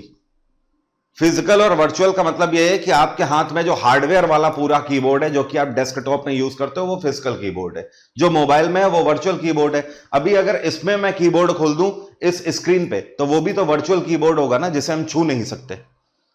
लेकिन उसका पैटर्न कैसा है? उसका पैटर्न क्वार्टी कीबोर्ड है। क्वार्टी कीबोर्ड पता है कैसे बोलते हैं? आप कभी भी कीबोर्ड देखना, अपना फोन का देख लेना या हार्डवेयर वाला हो, तो उसमें आप सबसे ऊपर की लाइन में अल्फाबेट वाली बटन देखना, जो सबसे ऊपर की लाइन में दिखेगी, तो उसमें आप देखोगे QWARTY। सबसे ऊपर की लाइन में आपको ये अल्फाबेट मिलेंगे 6। इसी वजह से इसको क्वार्टी कीबोर्ड बोला जाता है। आपने देखा होगा कीबोर्ड में ऐसे तो नहीं लिखा रहता ना, ABCD, ऐसे तो नहीं होता ना, रैंडम होता है ना। तो ऊपर वाली लाइन ही क्वार्टी है, इस वजह से ही इसे क्वार्टी कीबोर्ड कहा जाता है। अदरवाइज और भी पैटर्न होते हैं कीबोर्ड में, लेकिन उन्हें फिर क्वार्टी कीबोर्ड नहीं बोलेंगे। नेक्स्ट है एक ऐसी डिवाइस जो कि डेबिट कार्ड और क्रेडिट कार्ड स्वाइप करने के लिए यूज करी जाती है, जिसमें आप पेमेंट करते हो। तो अभी मैंने इसके बारे में आपको बताया, इसको क्या बोलते हैं, पॉस टर्मिनल बोलते हैं। ठीक है भाई, वही वाली तो डिवाइस की बात हो रही है ना, जिसमें कार्ड स्वाइप करते हो या कार्ड इंसर्ट करके पेमेंट करते हो, पॉस टर्मिनल है। नेक्स्ट क्वेश्चन देखिए, सीपीयू एक किस तरीके की डिवाइस है? इससे बचकाना क्वेश्चन क्या ही हो सकता है, करो आंसर। इससे बच्चा क्वेश्चन क्या होगा? सीपीयू किस तरीके की डिवाइस है? इनपुट है, आउटपुट है, प्रोसेसिंग है, कोडिंग डिवाइस है? ऑप्शन में क्वार्टी अगर नहीं होगा तो आप वर्चुअल कीबोर्ड के साथ जाओगे। ठीक है, प्रशांत का कहना है प्रोसेसिंग, बिल्कुल सही। इतना भी क्या सोचना भाई, बाकी लोग सोच रहे हो। सीपीयू क्या करती है? प्रोसेस करती है। इनपुट डिवाइस सीपीयू को इंस्ट्रक्शन देती है और सीपीयू क्या करता है? उसे प्रोसेस करता है और प्रोसेस करके वो किसे दे देता है? आउटपुट डिवाइस को दे देता है। आउटपुट डिवाइस उसे शो करती है। क्लियर है? Next, which is the latest malware attack? अब कुछ क्वेश्चन आपको मैलवेयर से मिलेंगे, मैलवेयर से कई क्वेश्चन पूछे जाते हैं, तो इनमें से कौन सा लेटेस्ट मैलवेयर अटैक है? यह साइबर सिक्योरिटी से क्वेश्चन है, बताइए। लेटेस्ट सबसे नया malware attack, Trojan horse, spyware, DDoS attack या फिर रैंसमवेयर अटैक? देखिए, ट्रोजन का मतलब मैं आपको समझाता हूं क्या होता है। जो ट्रोजन हॉर्स होता है, इसकी खास बात यह होती है कि यह छुप कर आपके सिस्टम में अटैक करता है। ठीक है, एग्जाम्पल के तौर पर आपने देखा होगा कई बार आपके पास मेल आते हैं, उस मेल में लिखा रहता है कॉन्ग्रेचुलेशंस यू हैव वॉन $10,000। आप उस पर क्लिक करोगे, कुछ नहीं होता है। या कई बार आपको डिटेल फिल करने को बोलते हैं, होता है ना ऐसा कई बार, कॉन्ग्रेचुलेशंस आपकी लॉटरी लगी है, कॉन्ग्रेचुलेशंस बैंक की तरफ से इतने रुपए का लोन पास हो गया है। इस तरीके की जो मेल्स आती हैं, इनके बैकएंड पे दरअसल ट्रोजन होता है। कई बार जब आप उन पे क्लिक करते हो, आपको पता भी नहीं लगता है, आपकी डिवाइस पे ट्रोजन ऑटोमेटिक इंस्टॉल हो जाता है और इंस्टॉल होने के बाद ये अपना काम करना चालू करता है। ये काम क्या करता है? ये हर कुछ घंटे के बाद आपके सिस्टम में जितना भी डेटा होता है उसका बैकअप लेता रहता है और बैकअप लेके हैकर को भेजता रहता है ऑटोमेटिक, हर एक कुछ घंटे के बाद, जितने घंटे का लूप लगाया होगा हैकर ने। नेक्स्ट है स्पाईवेयर। स्पाईवेयर जैसा कि नाम से ही आपको समझ आ रहा है, छुपा हुआ, और वेयर का मतलब डिवाइस यूटिलिटी। ठीक है, तो छुपी हुई है डिवाइस यूटिलिटी जो कि आपके सिस्टम को हार्म करती है। स्पाईवेयर कहां पर आपको मिलते हैं?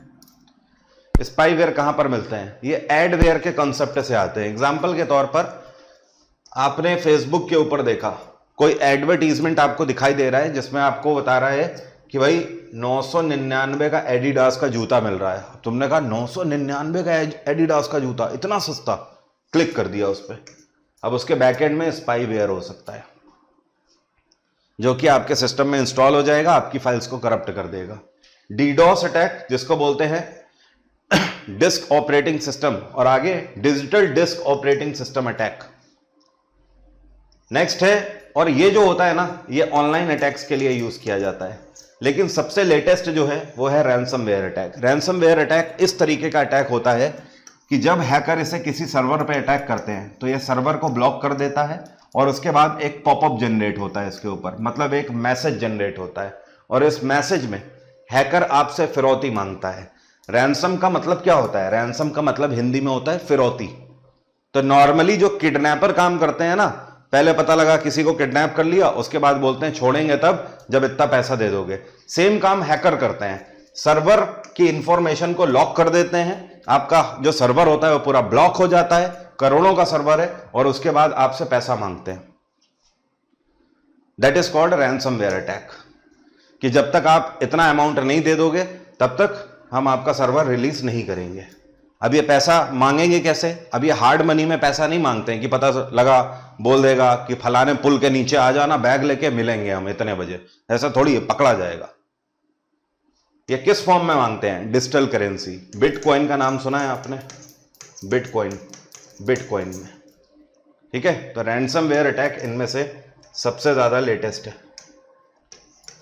अगला क्वेश्चन, एक इनबिल्ट सॉफ्टवेयर मॉड्यूल होता है कंप्यूटर में which is use to prevent malicious file. मतलब आपके कंप्यूटर में एक इनबिल्ट सॉफ्टवेयर टूल होता है जो कि आपके कंप्यूटर में मैलिशियस मतलब जो ऐसा डेटा या ऐसी फाइल्स जो कि आपके सिस्टम को हार्म कर सकते हैं उन्हें आने से रोकता है। उसे क्या बोलते हैं? डिफेंडर, डीकोडर, ब्लॉक सिस्टम या फायरवॉल? बहुत सिंपल है, बिल्कुल सही, फायरवॉल। ठीक है, फायरवॉल अगर आपके सिस्टम में एक्टिव नहीं है तो आप उसे एक्टिव करके रखा करें। फायरवॉल ही क्या करती है? मैलिशियस फाइल्स को आने से रोकती है।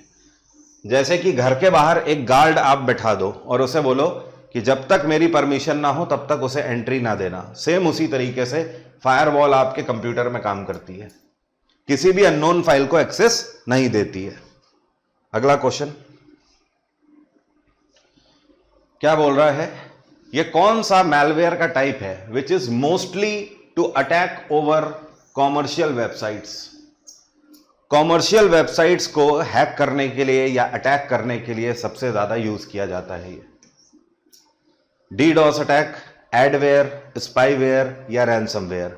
कॉमर्शियल वेबसाइट्स का मतलब जैसे कि मिंत्रा हो गई, अमेजॉन हो गई, ये सब कॉमर्शियल है ना, तो इनको अटैक करने के लिए कौन सा मैलवेयर यूज किया जाता है? डीडॉस, एडवेयर, स्पाईवेयर या ransomware? Adware is the right answer, बिल्कुल सही, क्योंकि इसी तरीके की कॉमर्शियल वेबसाइट में आपको एडवर्टीजमेंट दिखाई देते हैं और कई बार वो एडवर्टीजमेंट क्या होते हैं? एडवेयर होते हैं। हर बार वो एडवर्टीजमेंट सही नहीं होते हैं, बहुत सारे एडवर्टीजमेंट क्या होते हैं? एडवेयर होते हैं। क्लियर है? इवन इतना ही नहीं, हैकर्स इनका यूज उन जगहों पर हमेशा करते हैं जहां पर रश सबसे ज्यादा होता है। ऐसी वेबसाइट्स कौन सी होती हैं? कॉमर्शियल वेबसाइट्स, यहां पर रश सबसे ज्यादा होता है। जैसे कि अमेजॉन, लगभग हर तरीके की चीज उसमें मिल रही है। एक महिला भी उसमें शॉपिंग कर रही है, घर के बर्तन वगैरह भी मंगा सकती है। एक बच्चा भी उससे शॉपिंग कर सकता है, अपनी कॉपी किताब भी मंगा सकता है। एक प्रोफेशनल भी अपनी शॉपिंग कर सकता है। आप किसी भी तरीके का टूल मंगा सकते हो, बैट, क्रिकेट किट मंगा सकते हो, फुटबॉल मंगा सकते हो, कंप्यूटर मंगा सकते हो, मोबाइल मंगा सकते हो, ईच एंड एवरीथिंग लगभग मिल रही है उसके अंदर। तो यहां पर क्या होगा? रश हैवी होता है, इसी वजह से ये एड का यूज करते हैं, फेक एडवर्टीजमेंट, क्योंकि लोग लालची हो जाते हैं, यहां पर ग्रीडी हो जाते हैं। इवन इतना ही नहीं, क्यों मना किया जाता है कि पॉर्न वेबसाइट मत देखो? केवल इसीलिए नहीं, वैसे तो जिंदगी खराब हो जाती है पॉर्न वेबसाइट देखने से, इस वजह से भी कि पॉर्न वेबसाइट को भी हैकर्स टारगेट करते हैं। उन्हें पता है कि समाज का एक तबका उसी में लगा हुआ है, वहां पर भी एडवर्टीजमेंट सबसे ज्यादा डाले जाते हैं। अब आप कहोगे आपको कैसे पता? Because I am a certified VSAT hacker. बात आ रही है समझ? इसको बोलते हैं वीएपीटी एक्सपर्ट। वीएपीटी एक्सपर्ट, वीएपीटी का मतलब vulnerability assessment penetration testing. Vulnerability assessment का मतलब यह होता है वेबसाइट में फ्लॉ निकालना, सर्वर में फ्लॉ निकालना, और पेनिट्रेशन टेस्टिंग का मतलब होता है उसे पैच करना। Next, which is an auto functioning malware? इनमें से कौन सा ऑटो फंक्शनिंग मैलवेयर है? एक ऐसा मैलवेयर जिसे केवल एक बार ट्रिगर करोगे उसके बाद ये ऑटोमेटिक रन होता रहता है। ट्रोजन हॉर्स, रैंसमवेयर, वायरस या वॉर्म? बताइए बताइए।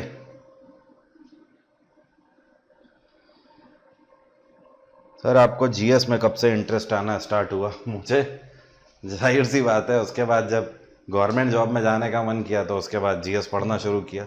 जब जीएस पढ़ना शुरू किया तो मैंने हिस्ट्री से पढ़ना शुरू किया और फिर मुझे बहुत इंटरेस्ट आने लगा। वैसे ही करते करते फिर बताइए। लेकिन मैंने हिस्ट्री को सिर्फ पढ़ा ही नहीं, मैंने मतलब फिर हिस्ट्री को जिया, और फिर मैंने वही कोशिश करी कि मैं पढ़ाऊँ भी ऐसे ही कि केवल हिस्ट्री सुने ना। मुझे ये चीज़ लगी कि यार आज जब मैं बड़ा हो गया हूँ तो मुझे हिस्ट्री पढ़ने में इतना आनंद आ रहा है, इतना मज़ा आ रहा है लेकिन यही काम स्कूल में भी तो हो सकता था। स्कूल में इतने साल पढ़ लिया हिस्ट्री, कुछ ही बातें याद रह गई थी। मेरे दिमाग में आया ऐसा क्यों, जबकि वहां पे तो डेली हिस्ट्री पढ़ाई जाती थी। क्लास 6 से लेकर 12th तक हिस्ट्री पढ़ी, बट फिर भी क्यों नहीं कुछ याद रहा। अब मुझे समझ आया कि शायद सिंपली एक इनिशियल वैल्यू की तरह पढ़ाया गया, उसे इंटरेस्टिंग वे में नहीं पढ़ाया गया। तब मुझे लगा कि जिस तरीके से मैंने इसे जी के पढ़ा है ना, वैसे ही मैं ऐसे पढ़ाऊं कि सामने पिक्चर की तरह चले हिस्ट्री लोगों के। तभी मैं हिस्ट्री में बहुत ज्यादा इम्प्रोवाइजेशन कर देता हूं, मतलब उसे कहानी की तरह पढ़ाता हूं। और हिस्ट्री को कहानी की तरह ही देखना चाहिए। हिस्ट्री कहानी ही है एक तरीके से, बहुत सारी स्टोरीज छुपी हैं, एन नंबर ऑफ स्टोरीज। जी हाँ, कंप्यूटर के लिए भी है। खैर, प्रशांत का आंसर सबसे पहले और सटीक है। बाकी लोग भी, जो लोग वॉर्म बोल रहे हैं, उनका आंसर सही है। देखो, वॉर्म का मतलब क्या होता है, इसका फुल फॉर्म है राइट वंस रीड मैनी। ठीक है, मतलब ये एक ऐसा मैलवेयर होता है जिसे एक बार इंस्टॉल किया जाता है, राइट वंस रीड मैनी, उसके बाद ये ऑटोमेटिक खुद को क्या करता रहता है, मैनी टाइम्स एग्जीक्यूट करता रहता है। अच्छा, आप में से कई लोगों ने देखा होगा आपके कंप्यूटर में कई बार ऐसी एरर आती है। जैसे आपने देखा होगा, फोल्डर के अंदर गए तो फोल्डर के अंदर एक और फोल्डर, फोल्डर के अंदर फोल्डर, फोल्डर के अंदर फोल्डर, फोल्डर के अंदर फोल्डर बना हुआ है, लेकिन डेटा कुछ नहीं है उसके अंदर। ऐसा देखा होगा आपने कई बार। दैट मीन्स यही सिम्टम्स होते हैं वॉर्म के। वॉर्म क्या करता है, राइट वंस रीड मैनी। आप जितने बार फोल्डर पे क्लिक कर रहे हो, वो ऑटोमेटिक क्या कर रहा है, एग्जीक्यूट कर रहा है अपने आप को और एक नया फोल्डर बना दे रहा है। वॉर्म्स ज्यादातर आपकी फाइल्स को करप्ट नहीं करते हैं, ये बस डिस्टर्बेंस क्रिएट करने के लिए होते हैं।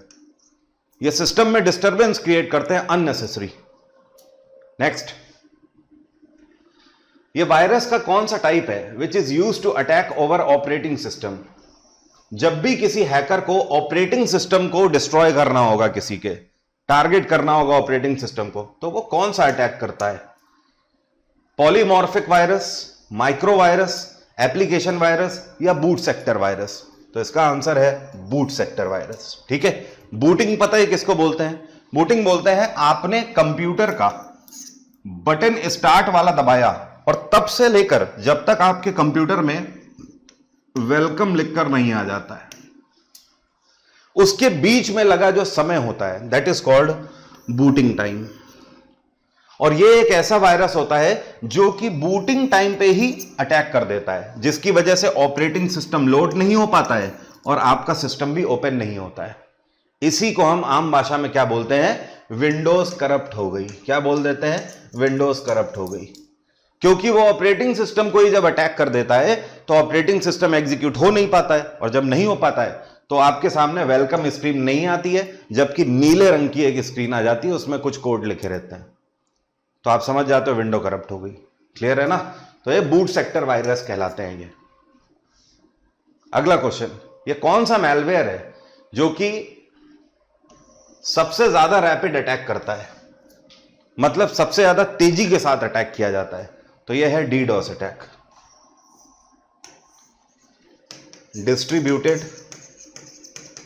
डिस्ट्रीब्यूटेड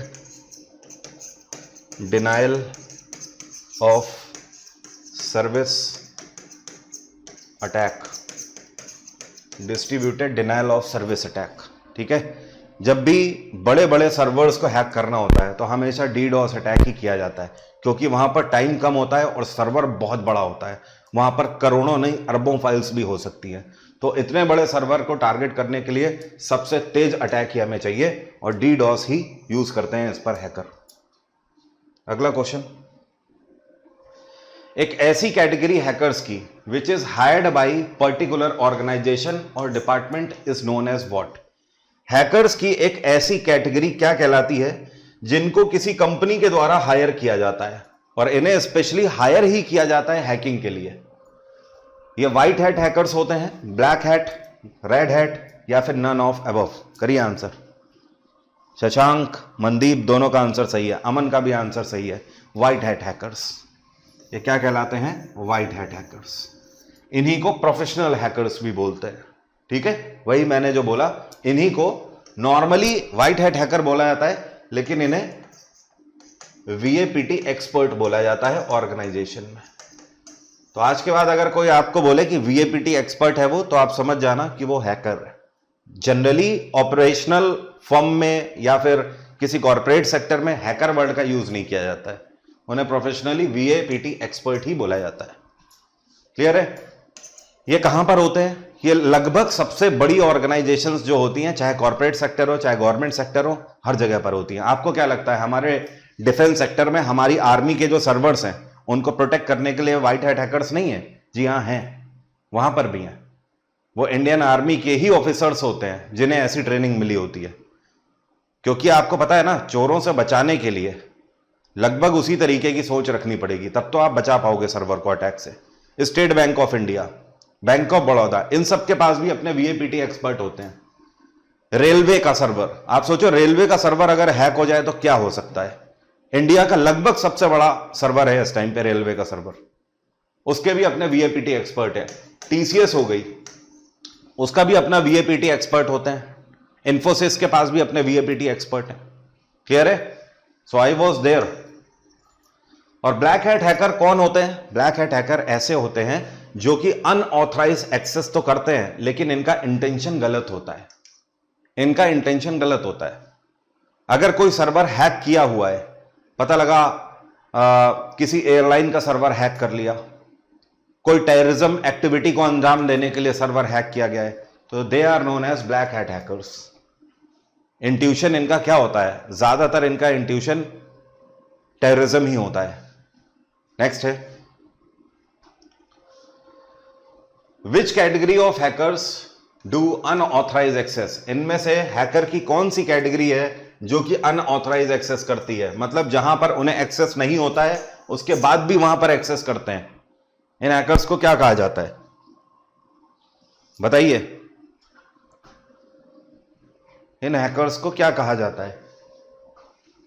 अनऑथराइज एक्सेस जो करते हैं। मुझे पता है यहां गच्चा खाओगे अब। देखो मैक्सिमम लोग बोल रहे हैं ब्लैक हैट हैकर, जबकि यह सही नहीं है। एक बात बताइए, क्या व्हाइट हैट हैकर्स को हर जगह पर एक्सेस होता है? अगर हर जगह पर एक्सेस है और अनऑथराइज एक्सेस उसे ना करना पड़े तो वो कहेगा फिर हैकर है। हैकर कोई भी हो, हैक वर्ल्ड का मतलब ही है क्या? अनऑथराइज एक्सेस आप कर रहे हो। बस इनकी कैटेगरी इन्हें अलग क्यों बनाती है? Just because of their intuition. उसके पीछे हैक करने का कारण उन्हें अलग कर देता है। White hat hackers unauthorise access करते हैं, लेकिन अपने सर्वर को प्रोटेक्ट करने के लिए। ये किसी को हार्म नहीं करते हैं, ये अपनी ऑर्गेनाइजेशन के लिए काम कर रहे हैं। लेकिन black hat hacker unauthorise access ये भी कर रहे हैं, लेकिन ये क्या कर रहे हैं? टेररिज्म फैलाने के लिए कर रहे हैं, या किसी से रैंसम की डिमांड कर रहे हैं। They are black hat hackers. और ग्रे हैट हैकर्स कौन होते हैं? इनके पीछे का मोटो होता है इन्हें फेम पाना है। कुछ ग्रे हैट होते हैं जो कि इस कैटेगरी में जाना चाहते हैं, और कुछ ग्रे हैट होते हैं जो कि इस कैटेगरी में जाना चाहते हैं, और ये चाहते हैं कि इन्हें फेम मिले। ये कुछ ऐसी हरकत कर देंगे अनऑथराइज एक्सेस करके कि लोगों की नजर जाए इनके ऊपर। जैसे करीब 2012 की बात है। 2012 में उस टाइम पर पाकिस्तानी हैकर्स ने करीब 66 इंडियन वेबसाइट हैक करी थी। उसके बदले में अगले 12 घंटे के अंदर इंडियन हैकर्स की तरफ से 336 वेबसाइट पाकिस्तानी हैक करी गई थी। और उसमें से उनकी एक ऑफिशियल एग्रीकल्चर की वेबसाइट थी जिसमें अगले 24 घंटे तक वेलकम टू पाकिस्तान एग्रीकल्चर लिख के आता था। अगले 24 घंटे तक तिरंगा फहरा रहा था और वो कुछ नहीं कर पा रहे थे। तो इस तरीके की एक्टिविटीज जो करते हैं ना, they are grey hat hackers. वो चाहते हैं कि उनके ऊपर नजर जाए किसी की, ताकि कोई उन्हें हायर करे, इनमें से या इनमें से, वो उनकी मर्जी है। ठीक है? तो अनऑथराइज एक्सेस सभी करते हैं। अगर अनऑथराइज एक्सेस नहीं कर पाओगे तो फिर हैकर किस बात के? चाबी हाथ में दे दी जाए और बोला जाए ताला खोलो, तो फिर हैकर किस बात के? आप बिना चाबी के खोल के दिखाओ, तब तो हैकर हो ना। ठीक है? तो all of above. Next, amateur category of hackers is known as, मतलब एक ऐसी कैटेगरी जो कि बचकानी हरकतें करते हैं। ठीक है? अमेचर कैटेगरी मतलब बचकानी, बच्चे होते हैं, प्रॉपर हैकर नहीं होते हैं, थोड़ा सा टचन वचन मार देते हैं। एग्जाम्पल के तौर पर, जैसे कि जब मैं वर्कशॉप लेता था हैकिंग के ऊपर, जिसको एथिकल हैकिंग बोलते हैं, तो जब मैं वर्कशॉप लेता था एथिकल हैकिंग की, तो उसमें बहुत सारे ऐसे बच्चे होते थे जिन्हें वाकई में इंटरेस्ट था, लेकिन बहुत सारे के पास सिर्फ मतलब मैक्सिमम जो होते थे उनका एक ही कंसर्न रहता था, पता है क्या, जब मेरी वर्कशॉप खत्म हो जाएगी तो उसके बाद सर फेसबुक हैक कर लेते हो, बस इतना। अगर वेबसाइट के बाद वर्कशॉप के बाद कोई आके बोल रहा है सर एक बात है सर सुन लीजिए, मैं समझ जाता था या तो ऑर्कुट हैक करने की बात बोलेगा या तो फेसबुक की बात बोलेगा, मैक्सिमम यही। और उसके बाद भी पता है नेक्स्ट क्या बोलता था, 100 में से 90 लोगों को सिर्फ यही जानना होता था, सर मुझे बताओ नहीं, सर मुझे सीखना नहीं है, सर बस ये मेरी गर्लफ्रेंड है इसका एक बार अकाउंट हैक कर दो, ठीक है ना। तो they are known as amateur category hacker. Workshop में बैठ के उनमें से कुछ हुआ करते थे, वर्कशॉप में बैठ के थोड़ी बहुत ट्रिक सीख लेते थे, पूरा सीखने में इंटरेस्ट नहीं है, कुछ कूल दिखने वाली चीजें सीख ली और उसके बाद जाके अपने दोस्तों में माहौल बना रहे हैं उसे दिखा दिखा के, अमेचर हैकर। लेकिन कई बार ये कैटेगरी क्रिमिनल रिकॉर्ड में भी आ जाती है, क्योंकि इन्हें पता नहीं होता क्या सही और क्या गलत है, ये तो बस हूलबाजी कर रहे होते हैं, अपने आप को शो ऑफ इन्हें करना होता है, तो इन्हें पता नहीं होता है ये ऐसा करते करते कब क्राइम कर देते हैं। और साइबर क्राइम तो अपने आप में ऑफेंस हाई है, उसके लिए अपने लॉज भी हैं, उसमें सजा के प्रावधान भी हैं। तो ऐसी बहुत सारी केस स्टडीज हैं जो कि अमेचर कैटेगरी से सीधे क्रिमिनल बन गए, ठीक है। तो amateur category of hacker is known as what, इन्हें स्क्रिप्ट किडीज कहा जाता है हैकिंग वर्ल्ड में। क्या कहा जाता है, स्क्रिप्ट किडीज, बच्चे हैं मतलब, ठीक है। Sir how to become hacker, पहली चीज तो आपको कमांड लेनी पड़ेगी या तो, और हैकर बनने के लिए आपको एक चीज जरूर आनी चाहिए, आपको लिनक्स आना चाहिए। आज की डेट में जितना भी काम होता है हैक वर्ल्ड में वो सब लिनक्स के ऊपर होता है, और लिनक्स में भी काली लाइनक्स। तो पहले तो आप लिनक्स सीखें, लिनक्स में भी काली लाइनक्स सीखें, उसके बाद आपके दरवाजे खुल जाते हैं धीमे धीमे। उसके बाद कोर्सेज होते हैं VAPT के, और अगर आप वाकई में सीखना चाहते हैं तो आपको बता दूं अहमदाबाद में भारत के बहुत बड़े हैकर रह चुके हैं, इवन अभी भी हैकर हैं, और मैंने उन्हीं के अंडर में सीखा हुआ है। उनका नाम है सनी वाघेला। तो ये अहमदाबाद में है और इनकी एक कंपनी है जिसका नाम है टेक डिफेंस। तो आप यहाँ से कर सकते हो, इनके प्रॉपर कोर्स चलते हैं, ओके। हाँ, और आपको बता दूं ये गुजरात का जो एंटी टेररिज्म स्क्वाड है उनकी भी कई बार मदद कर चुके हैं, महाराष्ट्र के एंटी टेररिज्म स्क्वाड की भी मदद कर चुके हैं, बहुत बार कर चुके हैं। काफ़ी सारे केस स्टडीज़ हैं सनी वगैरह के, और मेरे केस स्टडीज़ कभी फुर्सत में बताऊंगा। 2-4 पाकिस्तानी वेबसाइट आराम से मैंने हैक कर रखी हैं, और ऐसे ही नहीं बताने के लिए हैक करते हैं तो हमारे पास प्रूफ होता है, ठीक है, उसकी पूरी स्क्रिप्ट हमारे पास होती है कि हमने कौन कौन से इंजेक्शंस लगा के कौन कौन सी वेबसाइट हैक करी है। तो दरअसल ये जो इंजेक्शंस होते हैं ये बनते हैं SQL लैंग्वेज पे, सीक्वेंशियल क्वेरी लैंग्वेज। तो उसके पैटर्न बनाए जाते हैं लॉक खोलने के लिए, मतलब सर्वर को बाईपास करने के लिए। तो उन पैटर्न्स को ही क्या बोलते हैं, सीक्वल इंजेक्शंस बोलते हैं, क्योंकि बार बार इंजेक्ट करते हैं उसे पैटर्न को। Next, what is the name of first ever created virus, दुनिया में पहला वायरस जो क्रिएट हुआ था उसका नाम क्या था? एल्क क्लोनर 1982, क्रीपर, लव या फिर ब्रेन 1986? बताइए। OSCP बहुत अच्छा है, OSCP अच्छा है। Sir difference between hacker and programmer, बहुत बड़ा डिफरेंस है, बहुत बड़ा डिफरेंस है। प्रोग्रामर कोड लिखता है, प्रोग्रामर बच्चा है हैकर के आगे, कुछ नहीं है। प्रोग्रामर का काम है सिर्फ कोड लिखना, वेबसाइट बनानी है प्रोग्रामर कोड लिख देगा, सॉफ्टवेयर बनाना है प्रोग्रामर कोड लिख देगा, कोड को रन करा देगा। किसी वेबसाइट में एक नया बटन आपको लगाना है, प्रोग्रामर का काम है। लेकिन हैकर, प्रोग्रामर के लिखे हुए प्रोग्राम में गलती निकालना हैकर का काम है, और अगर प्रोग्राम में उसने गलती निकाल दी तो वही तो लूप होल है, वहीं से तो हमें वेबसाइट में एंटर कर जाना है। एक अच्छा प्रोग्रामर वो है जो कि अपने प्रोग्राम में लूप होल ना छोड़े, क्योंकि हमें तो यही दिखता है, हमें केवल एक लूप होल चाहिए पूरे प्रोग्राम में।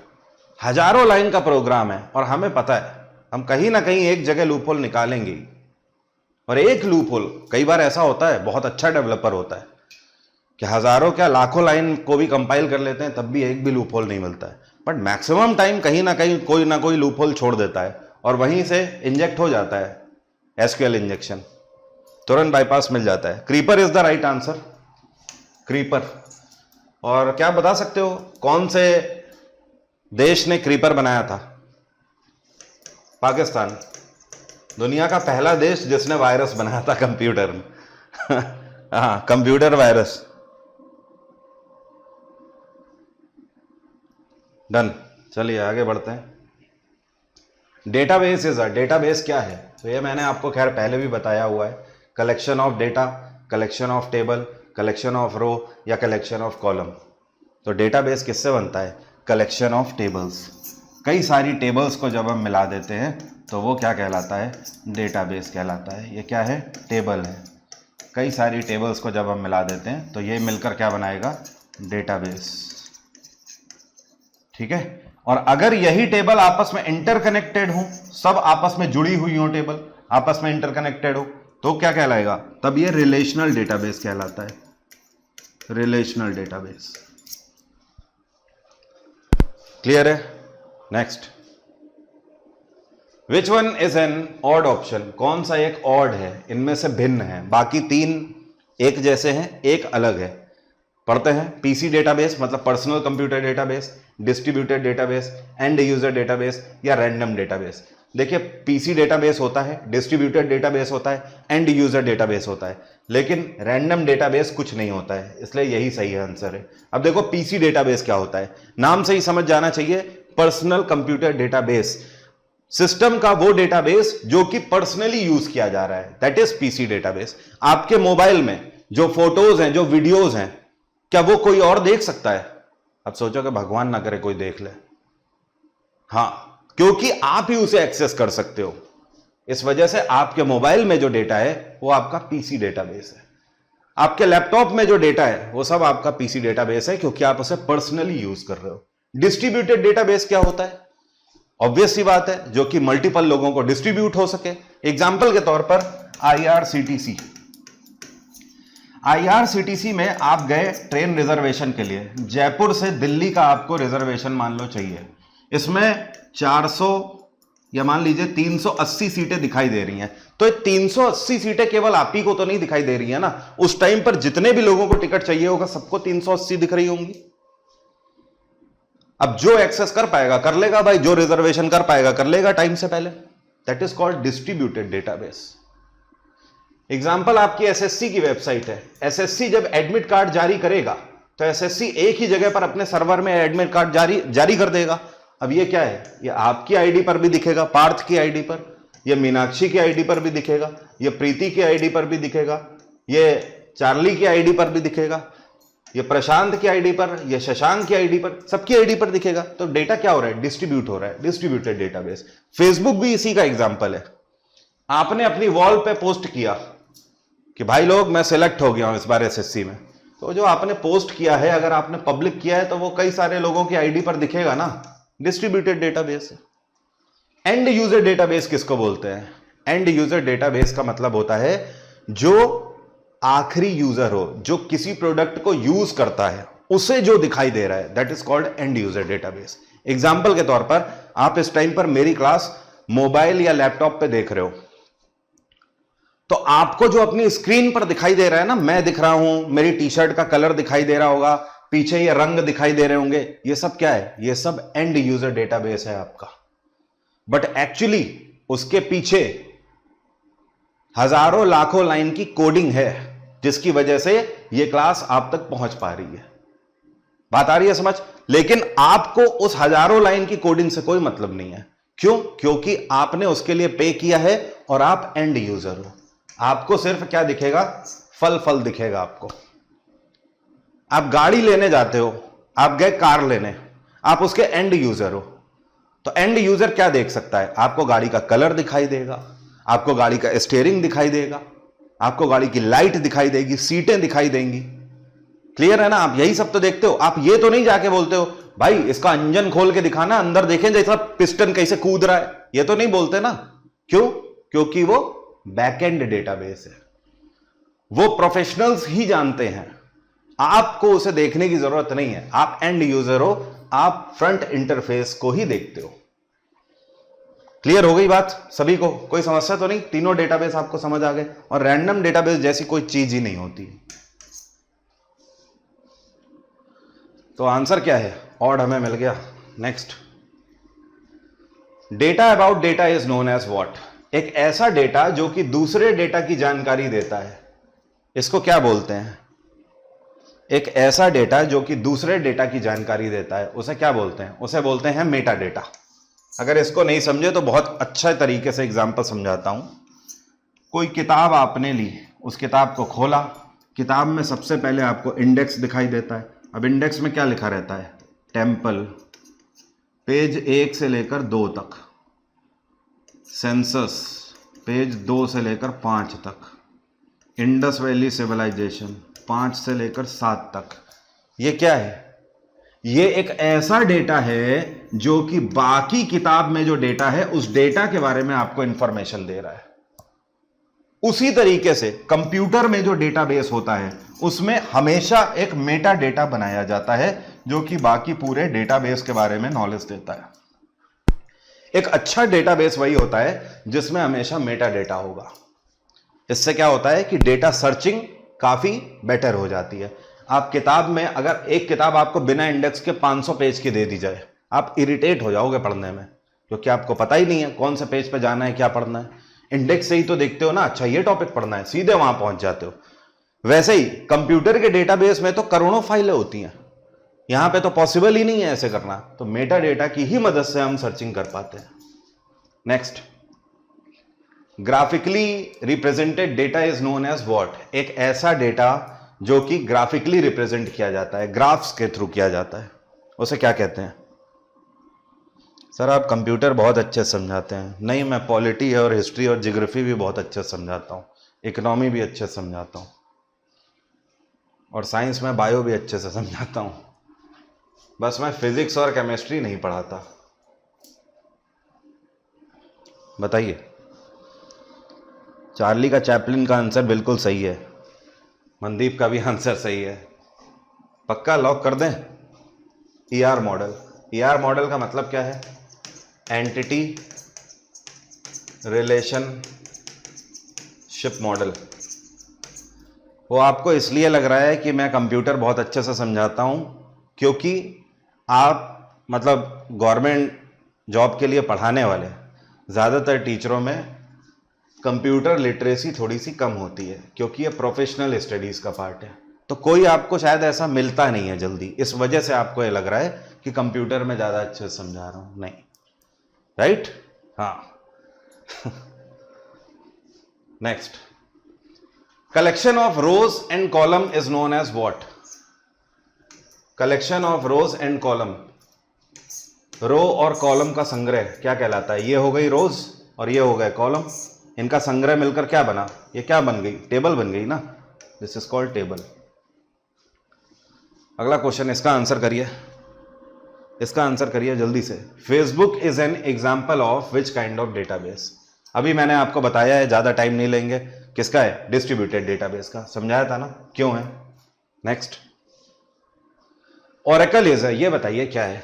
ओरेकल का नाम शायद सुना होगा आपने, काफी फेमस कंपनी भी है, बहुत फेमस कंपनी है ओरेकल। ये क्या है? डेटाबेस है, लैंग्वेज है, टेबल है, या कंप्यूटर है? बोलिए।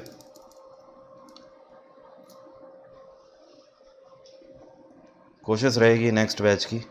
कुछ लोग लैंग्वेज वाले हैं भाई, कुछ लोग डेटाबेस वाले हैं। रामदास का आंसर सही है, रामदास का आंसर सही है, मनदीप का भी आंसर सही है, डेटाबेस। ओरेकल डेटाबेस है यार, ये लैंग्वेज थोड़ी है। लैंग्वेज क्या है? जावा लैंग्वेज है, Java, C sharp, C plus plus, C, ये सब लैंग्वेज है। ओरेकल डेटाबेस है। अगला question, unique data column of a table is known as? मतलब आप समझना, मैं आपको समझा देता हूं। जैसे ये एक टेबल मैंने आपके सामने बनाई, ओके, इस टेबल में मैंने 3 फील्ड ले ली, एक रोल नंबर, दूसरा नेम और तीसरा मैंने ले लिया एड्रेस। ठीक है, अब ऐसे मैंने कर दिया यहाँ पर। ठीक है, रोल नंबर 1 2 3 4 5, यहाँ नाम दे देते हैं प्रीति, चार्ली, प्रशांत, शशांक और एक किसी का नाम ले लेते हैं भाई, किसका नाम, विजयम का नाम ले लेते हैं। चलो ठीक है, विजयम। ठीक है, अब एड्रेस आ गया। अब मुझे बताइए इन तीनों में से, इन तीनों फील्ड में से, रोल नंबर, नेम और एड्रेस, इन तीनों में से कौन सा यूनिक डेटा को रिप्रेजेंट करेगा। यूनिक का मतलब वो होता है जो कि डुप्लीकेट नहीं हो सकता है, जो कि डुप्लीकेट नहीं हो सकता है। मुझे बताइए नाम डुप्लीकेट हो सकता है? बिल्कुल हो सकता है। मैंने कहा चलो यहां पर शशांक की जगह हम कर देते हैं, शशांक की जगह एक नाम कर देते हैं चार्ली। चार्ली यहां पे भी है, यहां पे भी। एक क्लास में 2 चार्ली नाम के हो सकते हैं कि नहीं? बिल्कुल हो सकते हैं। मेरी क्लास में तो राहुल और रोहित नाम के इतने होते थे लड़के की पूछो नहीं। टीचर आके बोल देता था रोहित खड़े हो जाओ, 3-4 खड़े हो जाते थे। नहीं नहीं तुम नहीं, वो वाला रोहित। ठीक है, तो बिल्कुल हो सकते हैं। तो नेम का रिपीटिशन हो सकता है। एड्रेस का रिपीटिशन हो सकता है क्या? बिल्कुल हो सकता है। मान लो प्रशांत और प्रीति दोनों बहन भाई है, तो इनका भी एड्रेस सेम होगा, इनका भी सेम होगा, ये भी हो सकता है। लेकिन रोल नंबर ये हमेशा अलग होगा। तो ये क्या है? ये यूनिक डेटा कॉलम है। और एक अच्छा डेटाबेस वही होता है जिसमें हर एक टेबल में एक यूनिक डेटा कॉलम हो। अगर यूनिक डेटा कॉलम नहीं होगा तो हम डेटा को सर्च नहीं कर पाते हैं एक्यूरेसी के साथ। अगर आपको एक्यूरेट डेटा चाहिए तो ये यूनिक डेटा कॉलम ही आपको देगा एक्यूरेट डेटाबेस। ठीक है, डन है, कोई दिक्कत तो नहीं? प्रशांत का कहना है क्या कह दिया? हाँ तो भाई अभी रक्षाबंधन निकला है ना, आपने राखी नहीं बंधाई प्रीति से? उसको शौक लग गया पगला कहीं का। Unique data column of a table is known as, तो इसी को हम लोग क्या बोलते हैं? प्राइमरी की बोलते हैं। क्या बोलते हैं? प्राइमरी की। सॉर्टेड है, चलिए आगे बढ़ते हैं। Another name of table row is, मतलब टेबल की जो रो होती है आम भाषा में उसे रो बोलते हैं, लेकिन डेटाबेस की भाषा में क्या बोलते हैं? तो उसको बोलते हैं टपल। क्या बोलते हैं? Tuple. Next question, another name of table column is, table column का दूसरा नाम क्या है? मतलब अब बात हो रही है इसकी, ये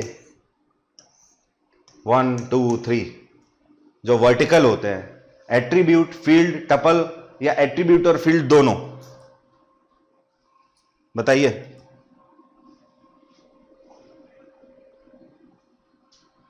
बिट्टू का कहना है एट्रीब्यूट। और कोई है भाई? और कोई है? देखिए इसे एट्रीब्यूट भी बोलते हैं और इसी को फील्ड भी बोलते हैं। बात आ गई समझ? क्लियर है? बट यूज कैसे किए जाते हैं नाम समझिएगा।